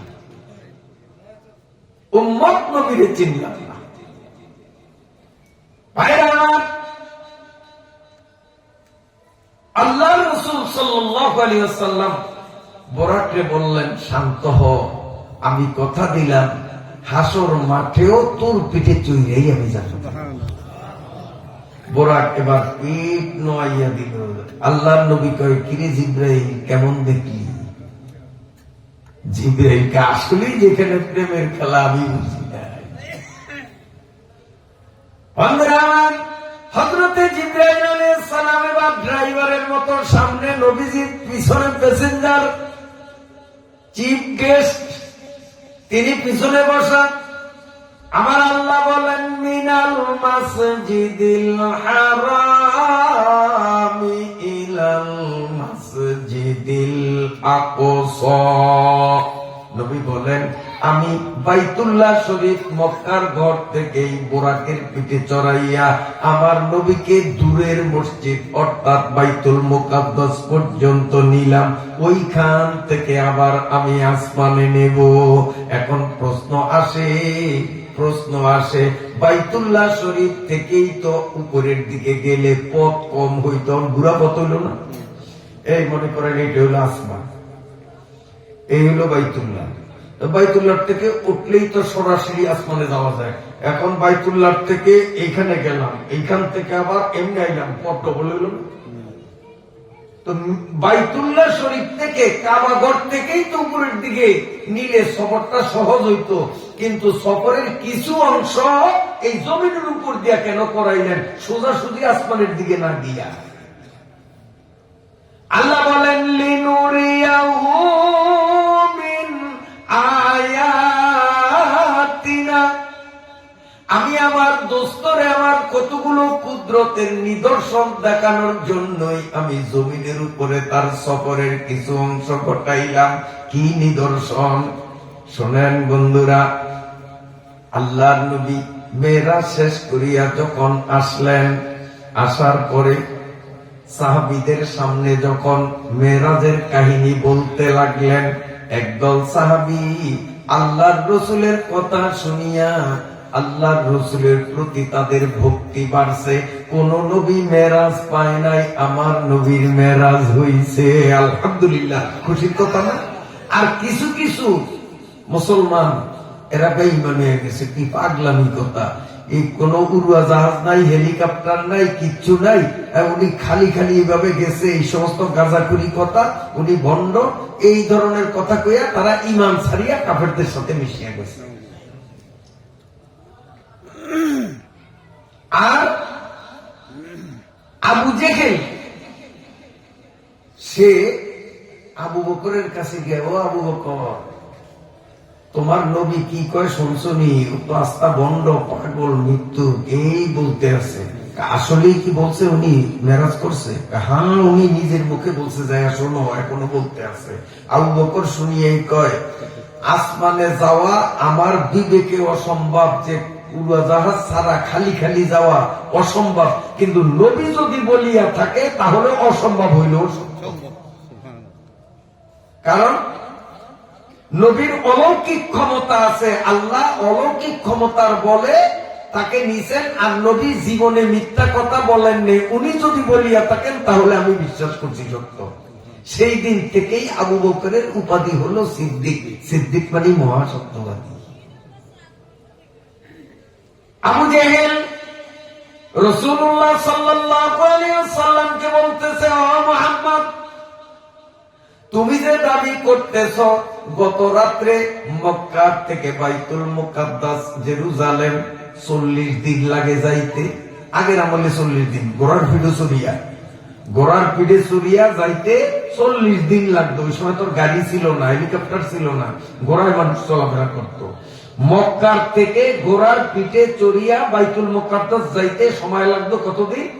40 দিন। সেখান থেকে ঊর্ধ্ব জগৎ। তো তুমি এক রাতের কিছু অংশে গেছো, তোমার ঊর্ধ্ব জগতেরটা আমার দরকার নাই। তুমি যখন বলো বাইতুল মুকাদ্দাস গেছো, তো বলো তো বাইতুল মুকাদ্দাস মসজিদটার দরজা কয়টা, জানালা কয়টা, ওর পিলার কয়টা, দৈর্ঘ্য প্রস্থ কয় ফুট বাই কয় ফুট? কোন তো আমার নবী কি জানলা কভার গুনতে গেছে? জানলা কভার গুনতে গেছে? কয়াক পাশ, কয়াক দিক, এটা মাপতে গেছে? এটা তো মাপো চোরে। নবী তো আর চোর না। যার নৌকা হারিয়ে গেলে দেখবেন সালিশে সে কিন্তু পুরাপুরি বিবরণ দিতে পারবে না, যে গলইটা কি কাঠের, আমনিটা কি গাছের, নৌকার ইত্যাদি ইত্যাদি অনেক বর্ণনা মূল মালিককে দিতে পারবো না। চোরাই যত সুন্দর করিয়া দিতে পারবো, কারণ চোরাই উঠে সব ছায়া মুখাস্ত করিয়া নেয়, ঠিক না? একটা মজার কথা শুনি, আপনার ঘুমাইছেন, এই ঘুমটা ধরেন, এটা কিন্তু তফসিল না, চুটকি কথা। একদিন কয়েক বদমাইশ একটা হোটেলে গেছে শহরে, গিয়া খাইছে জবর খাওয়া, বিল হইছে অনেক, প্রায় 700-800 টাকার মতো বিল হইছে। হওয়ার পরে সব কয়টা বৈশা বৈশা গল্প করে, এর মধ্যে তো একটা উঠছে, উঠিয়া এইটা আপনার ইয়েতে ক্যাশে ম্যানেজারের কাছে 1000 টাকার একটা নোট দিছে। 1000 টাকার একটা নোট দিছে, দিয়া সে বেরিয়ে গেছে। কিছুক্ষণ পর মেসিয়ার বলতেছে যে, ভাই আপনারা গল্প করেন, কাস্টমার ফিরিয়া যায়, আপনারা উঠলে ভালো হয়। তো ওনরা উঠে হাঁটা আরম্ভ করছে। তখন কয় বিল দিয়ে দেবেন না? কয় বিল দিছি না, বিল দিছি না। এখন ওরা কয় বিল দিছি, আর দোকানদার বলতেছে বিল দাও না। ওই 1000 টাকা দিছে, এটা কিন্তু এই দলের, কিন্তু এটা আবার ভিন্ন আছে আরেকটি বিলে, ভিন্ন, কিন্তু এরা বিল দেয় নাই। এখন লাগছে ঝগড়া, বাজারের মানুষ সব জড়ো হয়ে গেছে। এরা বলে বিল দিছি, 800 টাকা বিল হয়েছে, এখনো 200 টাকা পাবো, 1000 টাকা দিছি, ওনার কাছে ভাঙতি নেই, জন্য আমরা বৈশাখ গল্প করি। ম্যানেজার কয় কবে 1000 টাকা দিছ, বাহাত্রামি করো। এখন দুইজনের দুই রকম কথা। তখন ওরা বলল, এই মেয়ে 1000 টাকা দিছি, টাকা হইলো গ সিরিয়ালের এত এত এত এত, মোবাইল নম্বরের মতো টাকার মধ্যে দেখবেন একটা নম্বর আছে, 1000 টাকার নোট, এটাই গ সিরিয়ালের এত এত এত এত এত এত নম্বরের। এখন পাবলিকে কয়, আচ্ছা দেখি আপনার ক্যাশে হাত দিয়ে 1000 টাকার নোট সব কয়টা বাইর করিয়া চেক করিয়া দেখলো যে একটা লোকে তো নম্বর মিলিয়া গেছে। কারণ চোরায় টাকার নম্বর মুখস্থ করে গৃহস্থ তো আর মুখস্থ করবো না। আমার নবী কি চুরি করতে গেছে, নিজ আল্লাহ কবার করবো? নাউযুবিল্লাহ। আল্লাহ নবীরে জিজ্ঞাসা করলো, বলো তুমি যদি বাইতুল মুকাদ্দাস গিয়েই থাকো, 2 রাকাত নামাজ সমস্ত নবীদের উপস্থিতিতে ইমামতি করিয়াই থাকো, বাইতুল মুকাদ্দাস কয় হাত পাশ, কয় হাত দিক, ওর জানলা কয়টা, খুঁটি কয়টা, ওর দরজা কয়টা, আল্লাহ নবী একটু বিপাকে পড়িয়া গেল। সাথে সাথে জিবরাইল নবীজির কানে কানে এইসা খবর দিল, নবী চিন্তা করিয়েন না, ওই যে আল্লাহ কোরআনের আয়াতে বলছেন, লিনুরিয়াহু মিন আয়াতিনা, আল্লাহ আপনার মাধ্যমে তার কুদরতের বিকাশ ঘটাইবে। 1 নম্বর কুদরত, আপনি চক্ষু বন্ধ করেন। নবী যখন চক্ষু বন্ধ করলেন, পুরা বাইতুল মুকাদ্দাসটা নবীজির চোখের সামনে ভাসিয়া উঠছে। আল্লাহ পাকের নবী এবার ওই বাইতুল মুকাদ্দাসের দিকে তাকাইয়া তাকাইয়া বলতেছেন, তোমরা কাগজ কলম নাও। আমি বলতেছি, হুজুর দেখা দেখা বলেন, ওই পাশে দরজা এতটা, এই পাশে দরজা এতটা, ওই পাশের ওয়ালে জানলা এতটা, ওই দেখে দেখে বলতে অসুবিধা আছে নি? হুজুরের চোখের সামনে এখন ওইটার ছবি ভাসতে আছে, দৈর্ঘ্য এত, প্রস্থ এত। এখন যারা বাইতুল মুকাদ্দাস গেছে এবং এগুলি গমছে, এরা সবাই থমকে গেল। বাস্তবের সাথে তো মিলিয়ে গেছে, বাস্তবের সাথে তো মিলিয়ে গেছে, কোনো ভুল নেই। তারপরেও ওরা পুরা বিশ্বাসী হইতে পারলো না। কাচ্চা মোহাম্মদ, বলতো আমাদের এখান থেকে ব্যবসায়ী একটা দল জেরুজালেম গেছিল, বাইতুল মুকাদ্দাস গেছিল, তাদের সাথে কি তোমার দেখা হয়েছে? তারা এখন কোথায়? আল্লাহর নবী চোখ বন্ধ, তিনি ওই কাফেলাকেও দেখতেছেন। তিনি বলতেছেন, এখন তোমাদের সেই ব্যবসায়ীরা অমুক জায়গায় আছে এবং তাদের বহরে এতটা উট এবং কয়টা উটের পিঠে কি কি মাল। নবীজি চৌকে দেখা দেখা সব হিসাব দিতেছেন, এবং মাটিয়া কালারের যে উট, সেই উটটা হলো সবার সামনে, বাকিগুলো পিছনে।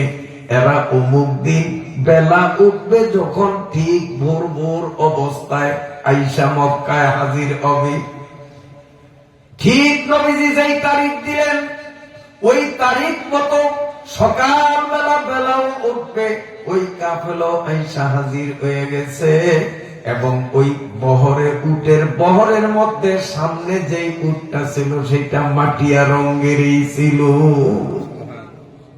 আল্লাহর কুদরত আল্লাহ দেখিয়ে দিয়েছে। আরো আল্লাহ পাকের কুদরত, একবার মুসলমানদের একটা দল মক্কার থেকে হিজরত করিয়া হাবশায় গেছে। যাওয়ার পরে মক্কার আবু জেহেল পার্টি লোক পাঠাইছে ওদেরকে ধরিয়ে আনার জন্য, গ্রেফতার করিয়া দেশে আনার জন্য, এদের শাস্তি দিবে।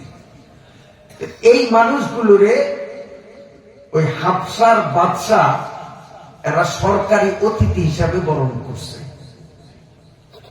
তারপরে মক্কার থেকে যাদেরকে পাঠাইছে ওদেরকে ধরার জন্য এই দল ওখানে গেছে। যাইয়া এই দলের মধ্যে আবু সুফিয়ান নামে এক ব্যক্তি ছিল। আবু সুফিয়ান তখন কাফের ছিল, পরে মুসলমান হয়েছে। আবু সুফিয়ান উনিও ছিলেন, উনি গেছেন। যাই এখন চিন্তা করেন যে আমি কি বলতে পারি, আমি এদের বিরুদ্ধে কোনো খারাপ কথা বলবো, মোহাম্মদের বিরুদ্ধে কথা বলবো। মোহাম্মদের তো এমন কোন দোষ নাই যে আমি দোষের কথা বলতে পারি। আমি যদি মিথ্যা কথা বলি তা আমি যে একজন সত্যবাদী, সমাজে আমার সুনাম আছে, এই সুনামটা তো নষ্ট হয়ে যাবে। এখন সত্য বললেও বিপদ, মোহাম্মদের সম্মান বাড়ে, আর মিথ্যা বললে বিপদ, আমার মান ইজ্জত নষ্ট হইয়া যায়। কি করা যায়? পরে চিন্তা করলো, ঠিক আছে আমি মোহাম্মদের বিরুদ্ধে সরাসরি কিছু কমু না, মেরাজের কথাটাই করব। তো রাজ দরবারে যায় বলতেছে যে স্যার, এই লোকগুলো মোহাম্মদের দলের, এদেরকে গ্রেপ্তার করে দেশে ফেরত নিতে আসছি। তো বাদশাহ বললেন, মোহাম্মদ কেমন মানুষ, ভালো না খারাপ? তখন কয়, মোহাম্মদ কেমন মানুষ সেটা আমি বলবো না, সেটা আপনি বুঝিয়ে নিয়েন। মোহাম্মদ বলে রজব মাসের 27 তারিখ রাতে নাকি সে বাইতুল মুকাদ্দাস যাইয়া ওইখান থেকে 7 আসমান ঘুরিয়া ফিরিয়া আসছে। বলেন তো এগুলি কি গাঁজাখুরি কথা না? এগুলি গাঁজাখুরি কথা না? যখনই কথা বলছে তখনই ওই দরবারে এক ব্যক্তি ছিল, উনি বললেন, বাদশাহ জাহাপনা, আমাকে একটু অনুমতি দিলে কথা বলতাম। আচ্ছা বলো, কি বলবা? এরা যেই রাত্রের কথা বলে, এই রাত্র সম্বন্ধে আমার কিছু বাস্তব দেখা অভিজ্ঞতা আছে। আচ্ছা তোমার বাস্তব দেখা অভিজ্ঞতা কি বলো? ওই লোকটা বলে, বাদশাহ আমি ছিলাম বাইতুল মুকাদ্দাস মসজিদের ইমাম।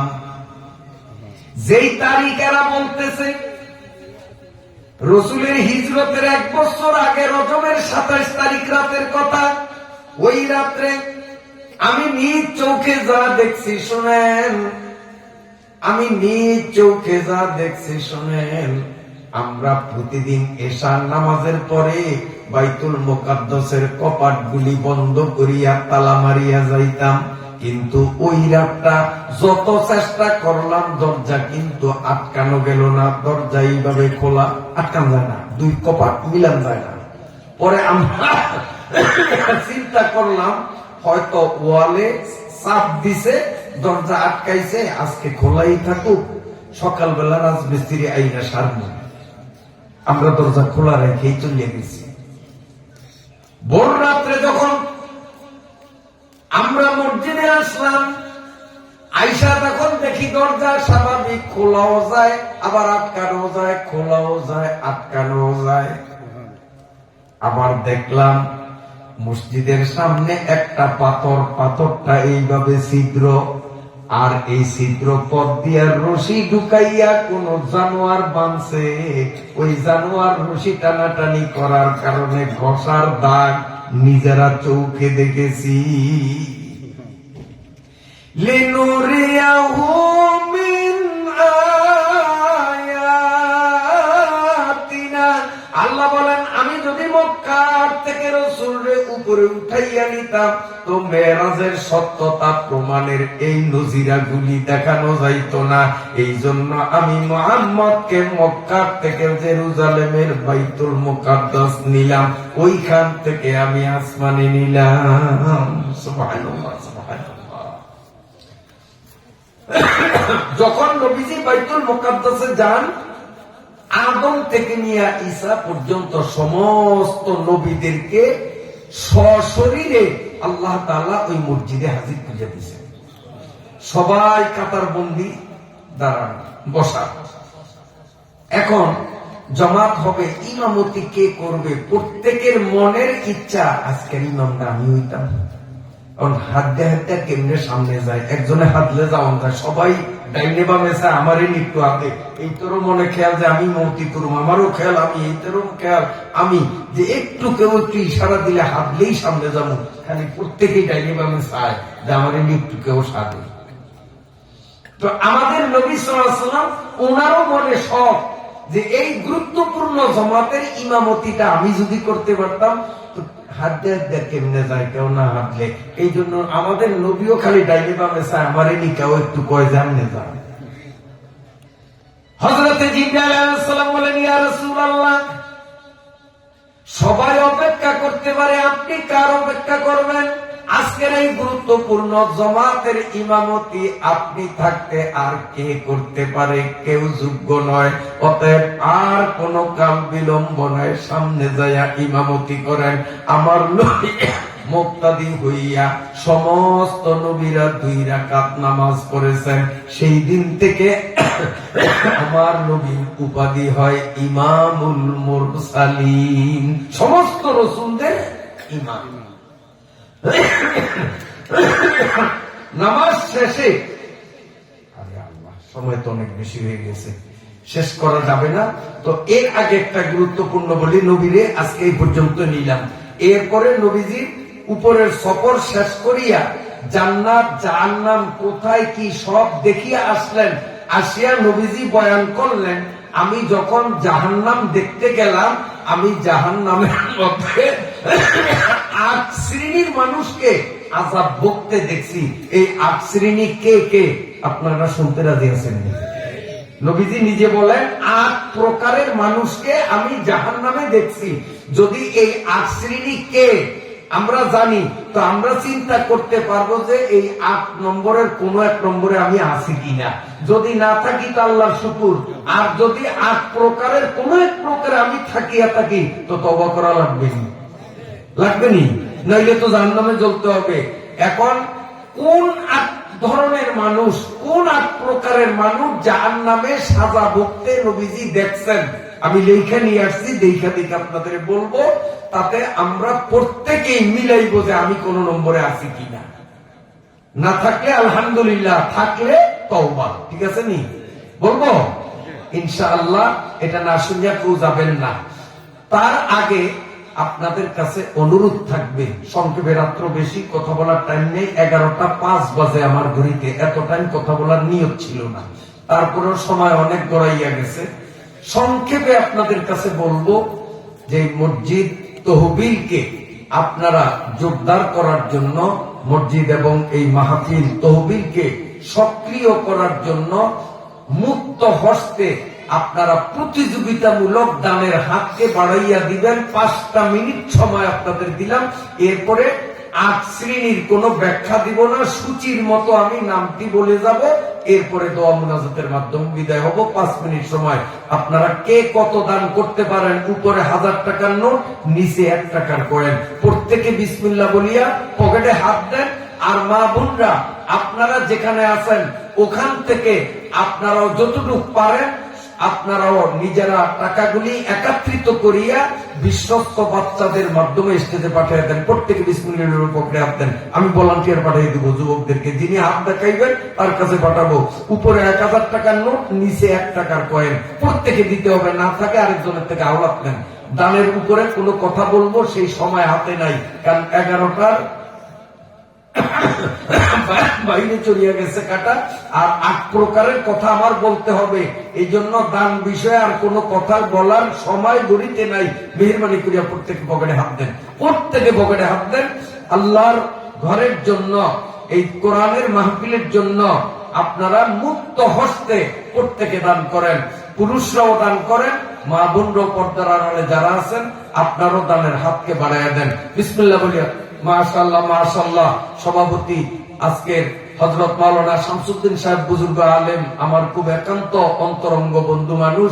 উনি সর্বপ্রথম অদমের হাতে দিলেন 500 টাকা। আল্লাহ তাআলা হযরতের দানকে কবুল করেন। কত দিবেন?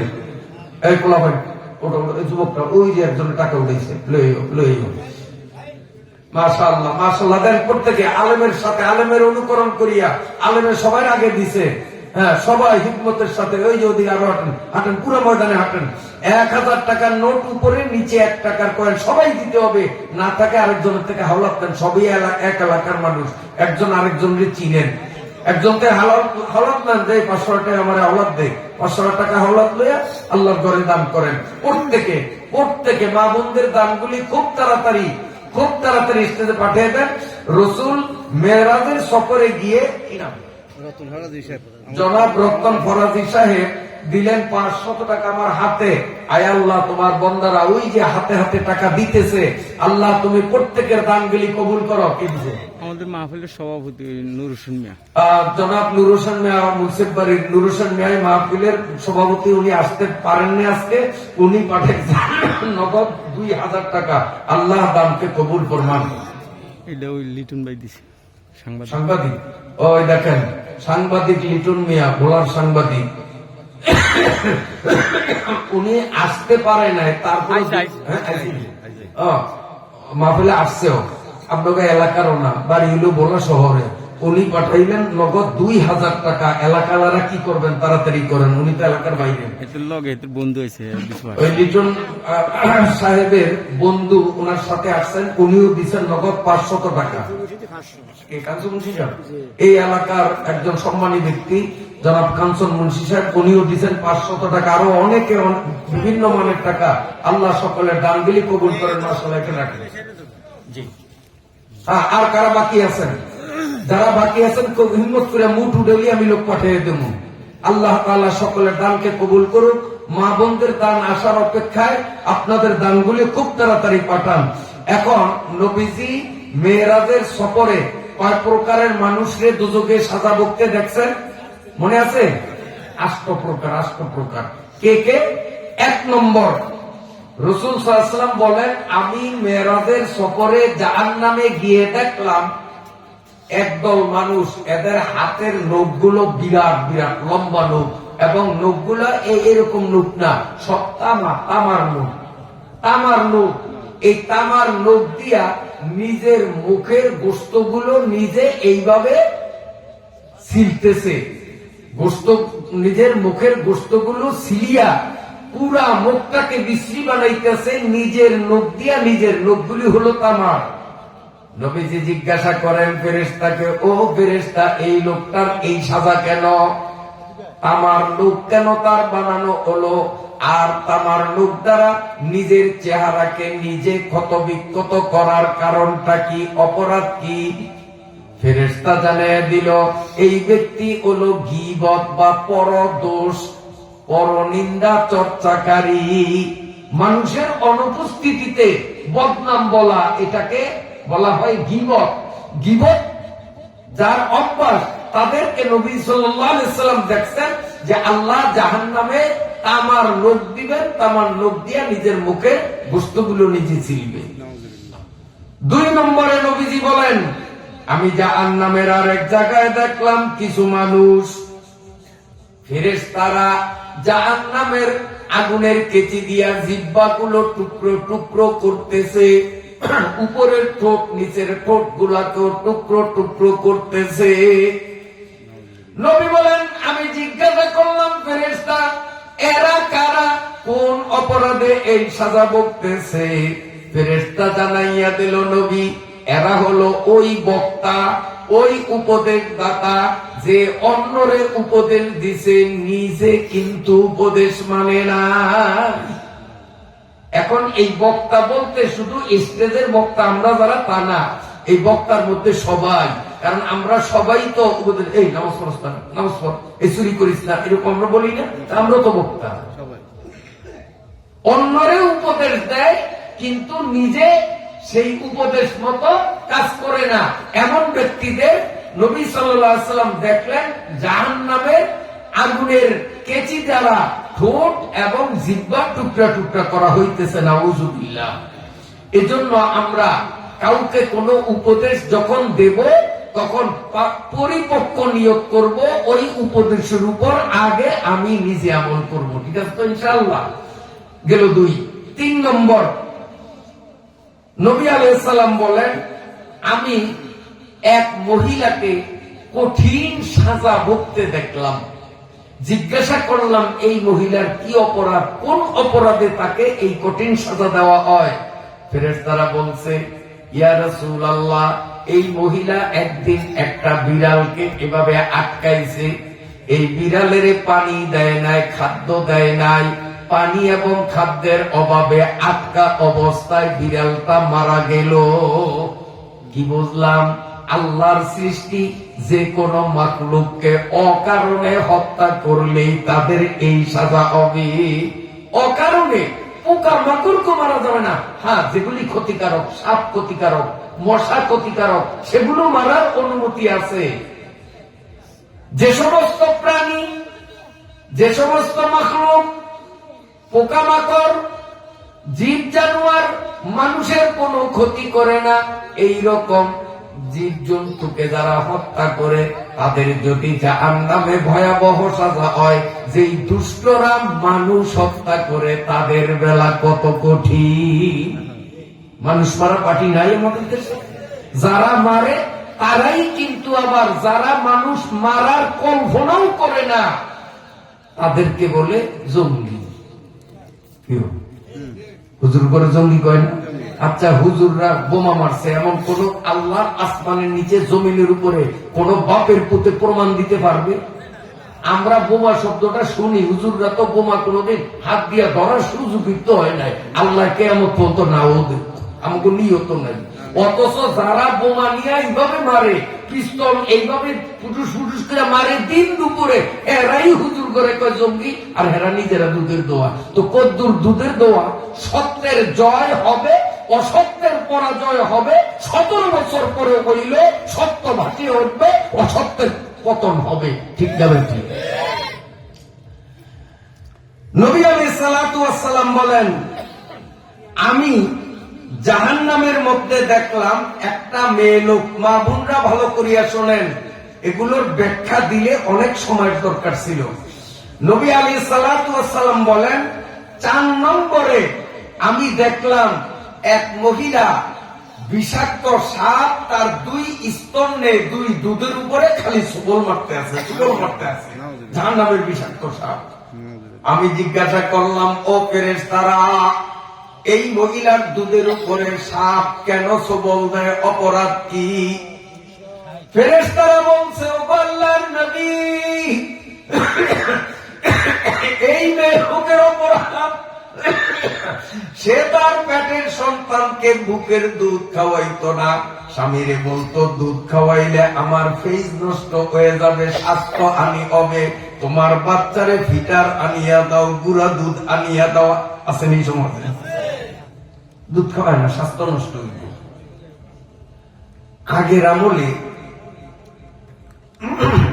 আগের আমলে মায়েরা সন্তান পালতে কত কষ্ট করতো, বুকের দুধ খাওয়াইতো। এই ফিটার মিটার মুরব্বীরা কোন আসিলা মূলত ফিটার নামও তো জানতো না, নামও তো জানতো না, বুকের দুধ খাওয়াইতো।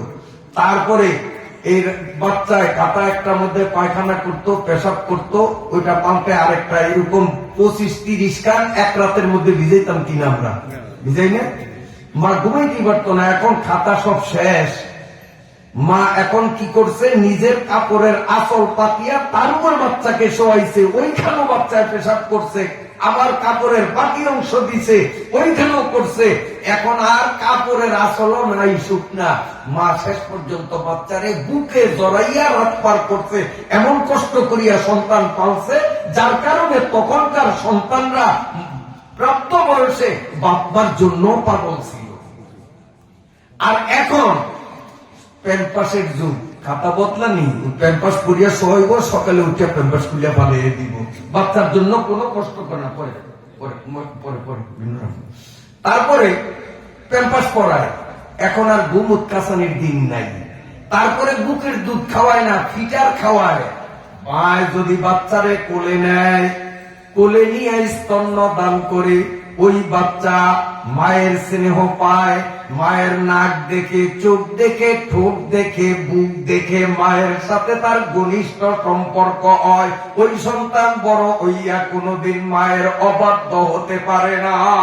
কিন্তু বর্তমানে প্যাম্পাস পরায়, বাচ্চার জন্য কষ্ট করে না, ফিটার খাওয়ায়, বুকে দুধ খাওয়ায় না, যার কারণে ওই বাচ্চারা বড় হইয়া মায়ের সাথে খারাপ আচরণ করে। শাশুড়ি পাইলে আর মা চিনে না, দোষ কিন্তু মান নিজে। আসেন তো ফেরেশতারা বলছি, ইয়া রাসূলুল্লাহ, স্বাস্থ্য নষ্ট হয়ে যাবে এই অজুহাতে বাচ্চারে দুধ খাওয়ায় নাই।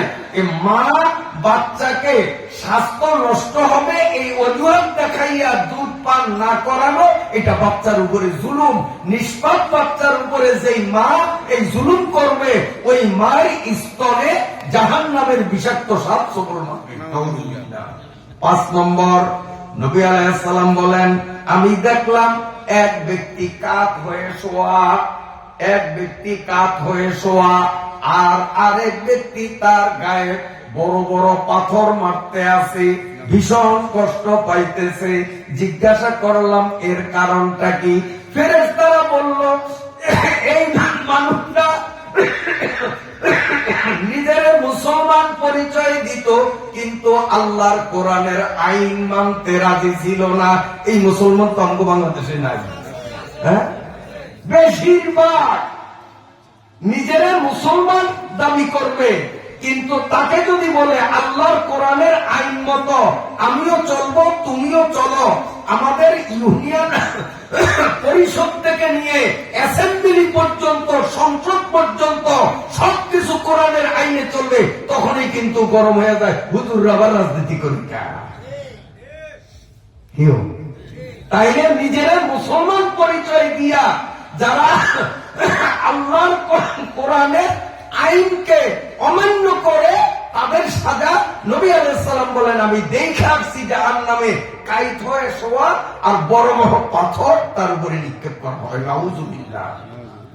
6 নম্বর, নবী আলাইহিস সালাম বলেন, আমি দেখলাম এক ব্যক্তি চিত ভাবে শোয়া, আর লোহার বড় বড় বর্ষি দিয়া তার কণ্ঠনালীর গোড়া থেকে নিয়ে নাভি পর্যন্ত বুকটাকে চিরা হইতেছে, বুকটার খালি চিরতে আছে, আর লোকটা বিকট আওয়াজে চিল্লা চিল্লি করতেছে। আমি জিজ্ঞেস করলাম এর অপরাধ কি? মৃত্যু। মিথ্যা কথা বলতো, মিথ্যা কথা। মিথ্যা হালাল না হারাম? হারাম। মিথ্যা বলার কারণে জাহান্নামের মধ্যে গেলে তার মুখ থেকে এমন দুর্বিষহ দুর্গন্ধ নিঃসৃত হবে, জাহান্নামের কাফেররা পর্যন্ত বলবো যে এখানে জাহান্নাম থেকে বাইর করো আল্লাহ, ওর মুখের গন্ধ আমরা সহ্য করতে পারি না। নাউযুবিল্লাহ। 7 নম্বর, নবী আলাইহিস সালাম বলেন, আমি জাহান্নামের আরেক জায়গায় গিয়ে দেখলাম, এই যে তন্দুর রুটি বানায় না বাজারে, এইরকম তন্দুরের চুলার মতো চুলা, এই চুলার মধ্যে ধাউ ধাউ করিয়া আগুন জ্বলে, আর কতগুলো উলঙ্গ পুরুষ উলঙ্গ নারী ওই আগুনের মধ্যে জ্বলতেছে, কিন্তু মরণ নাই, খালি চিল্লা চিল্লি করতেছে। আমি জিজ্ঞাসা করলাম এরা কারা, কোন অপরাধে তন্দুর চুলার মধ্যে তাদের দগ্ধীভূত করা হয়? ফেরেশতারা জানাইলো এরা হলো ওই নারী আর পুরুষ যারা অন্যায় ভাবে পরকীয়া প্রেম করত। সমাজে আসেনি এগুলি? সময় থাকলে প্রত্যেকটা পয়েন্টের উপরে সবিস্তার আলোচনা করতাম, এখন শুধু সূচির মতো বলতে আছি। বন্ধুরা আমার, 8 নম্বর, শেষ নম্বর, এইটা মনে হয় শেষ নম্বর আমগো দেশ নাই মনে হয়।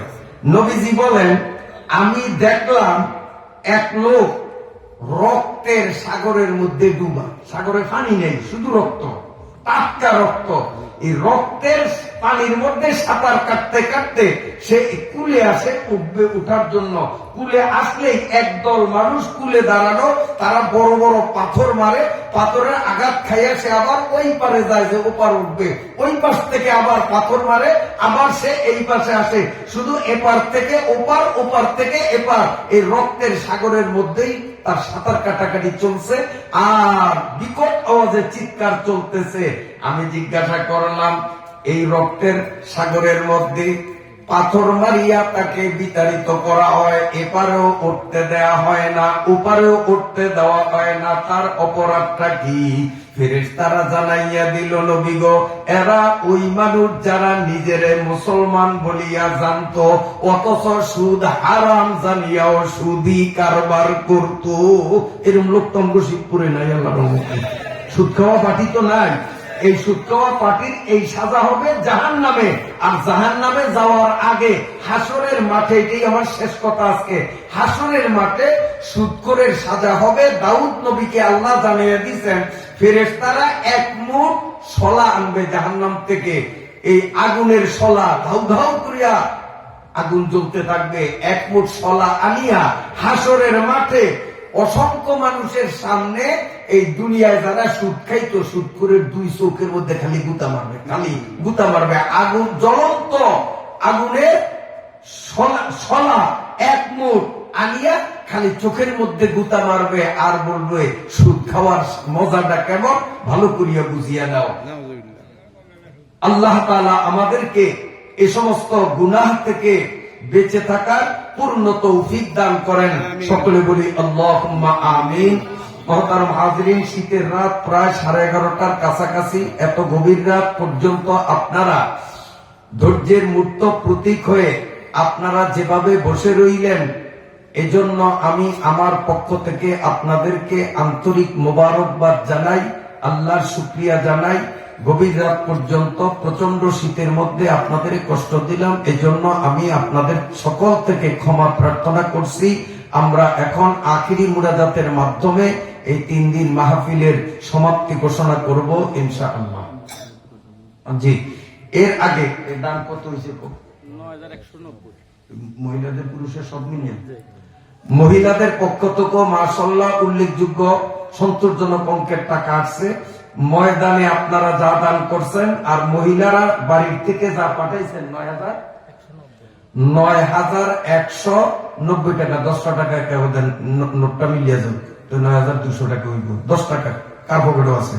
কার আগে কে বাইর করতেন? দেখি আর প্রতিযোগিতামূলক কার আপনি হেঁটে ওনাকে বাইর করতে হইব। এগুলো লইয়া সারা দ্বারা উঠেছে ওঠেনি, ওঠে না তো না রে, শীতে ধরছে রে। মাশাআল্লাহ, আমরা দিলে বেশি যাবেন আবার।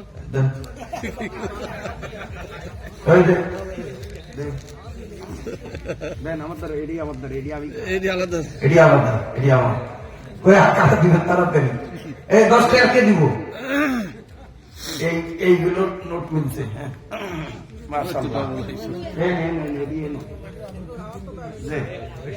হ্যাঁ, তাড়াতাড়ি আমি খুঁজছি, যারা দিবেন তাড়াতাড়ি মুনাজাত দিয়ে দিলে আর লোন যায়, দিলেও লোন যায়।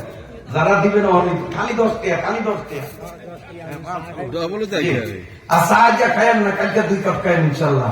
নাহলে সার দাওয়াত দিলে আমাকেও পাইছে একের রং সার দেখাও ইনশাল্লাহ। 7 টাকাটা দিয়ে দেন, 10 টাকা তাড়াতাড়ি আবার যা দিব। 10 টাকা করে বাইক করেন।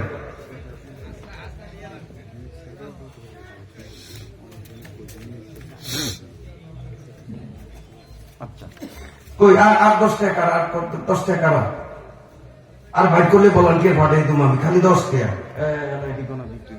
এই আগেরটা নোট মিলাইছি, এই 10 টাকা আলাদা, এলা এডি কোনা দিতে হইব। ওর হয়েছে কত? 9200 টাকা। এলা এডি কোনা দেন 10,000। আমি একটা কৌশল করছিলাম, দিয়ে আমরা কদ্দুর করি 10,000 মিলিতে চাইছিলাম। দেন দেন দেন দেন, শিখি শিখি 10,000 মিলতে হইব। মাশাআল্লাহ, মাশাআল্লাহ। যুবকরা চাই, কার হিম্মত আছে 2 জন নামিয়ে যাও। 2 জন যুবক একটু রুমাল লইয়া বা চাদর লইয়া নাম হচ্ছে, 2 জন খারে যাও। ওই জন করে কইছি বুড়িয়াটা হচ্ছে রে, বলা তো ভবিষ্যৎ আমরা।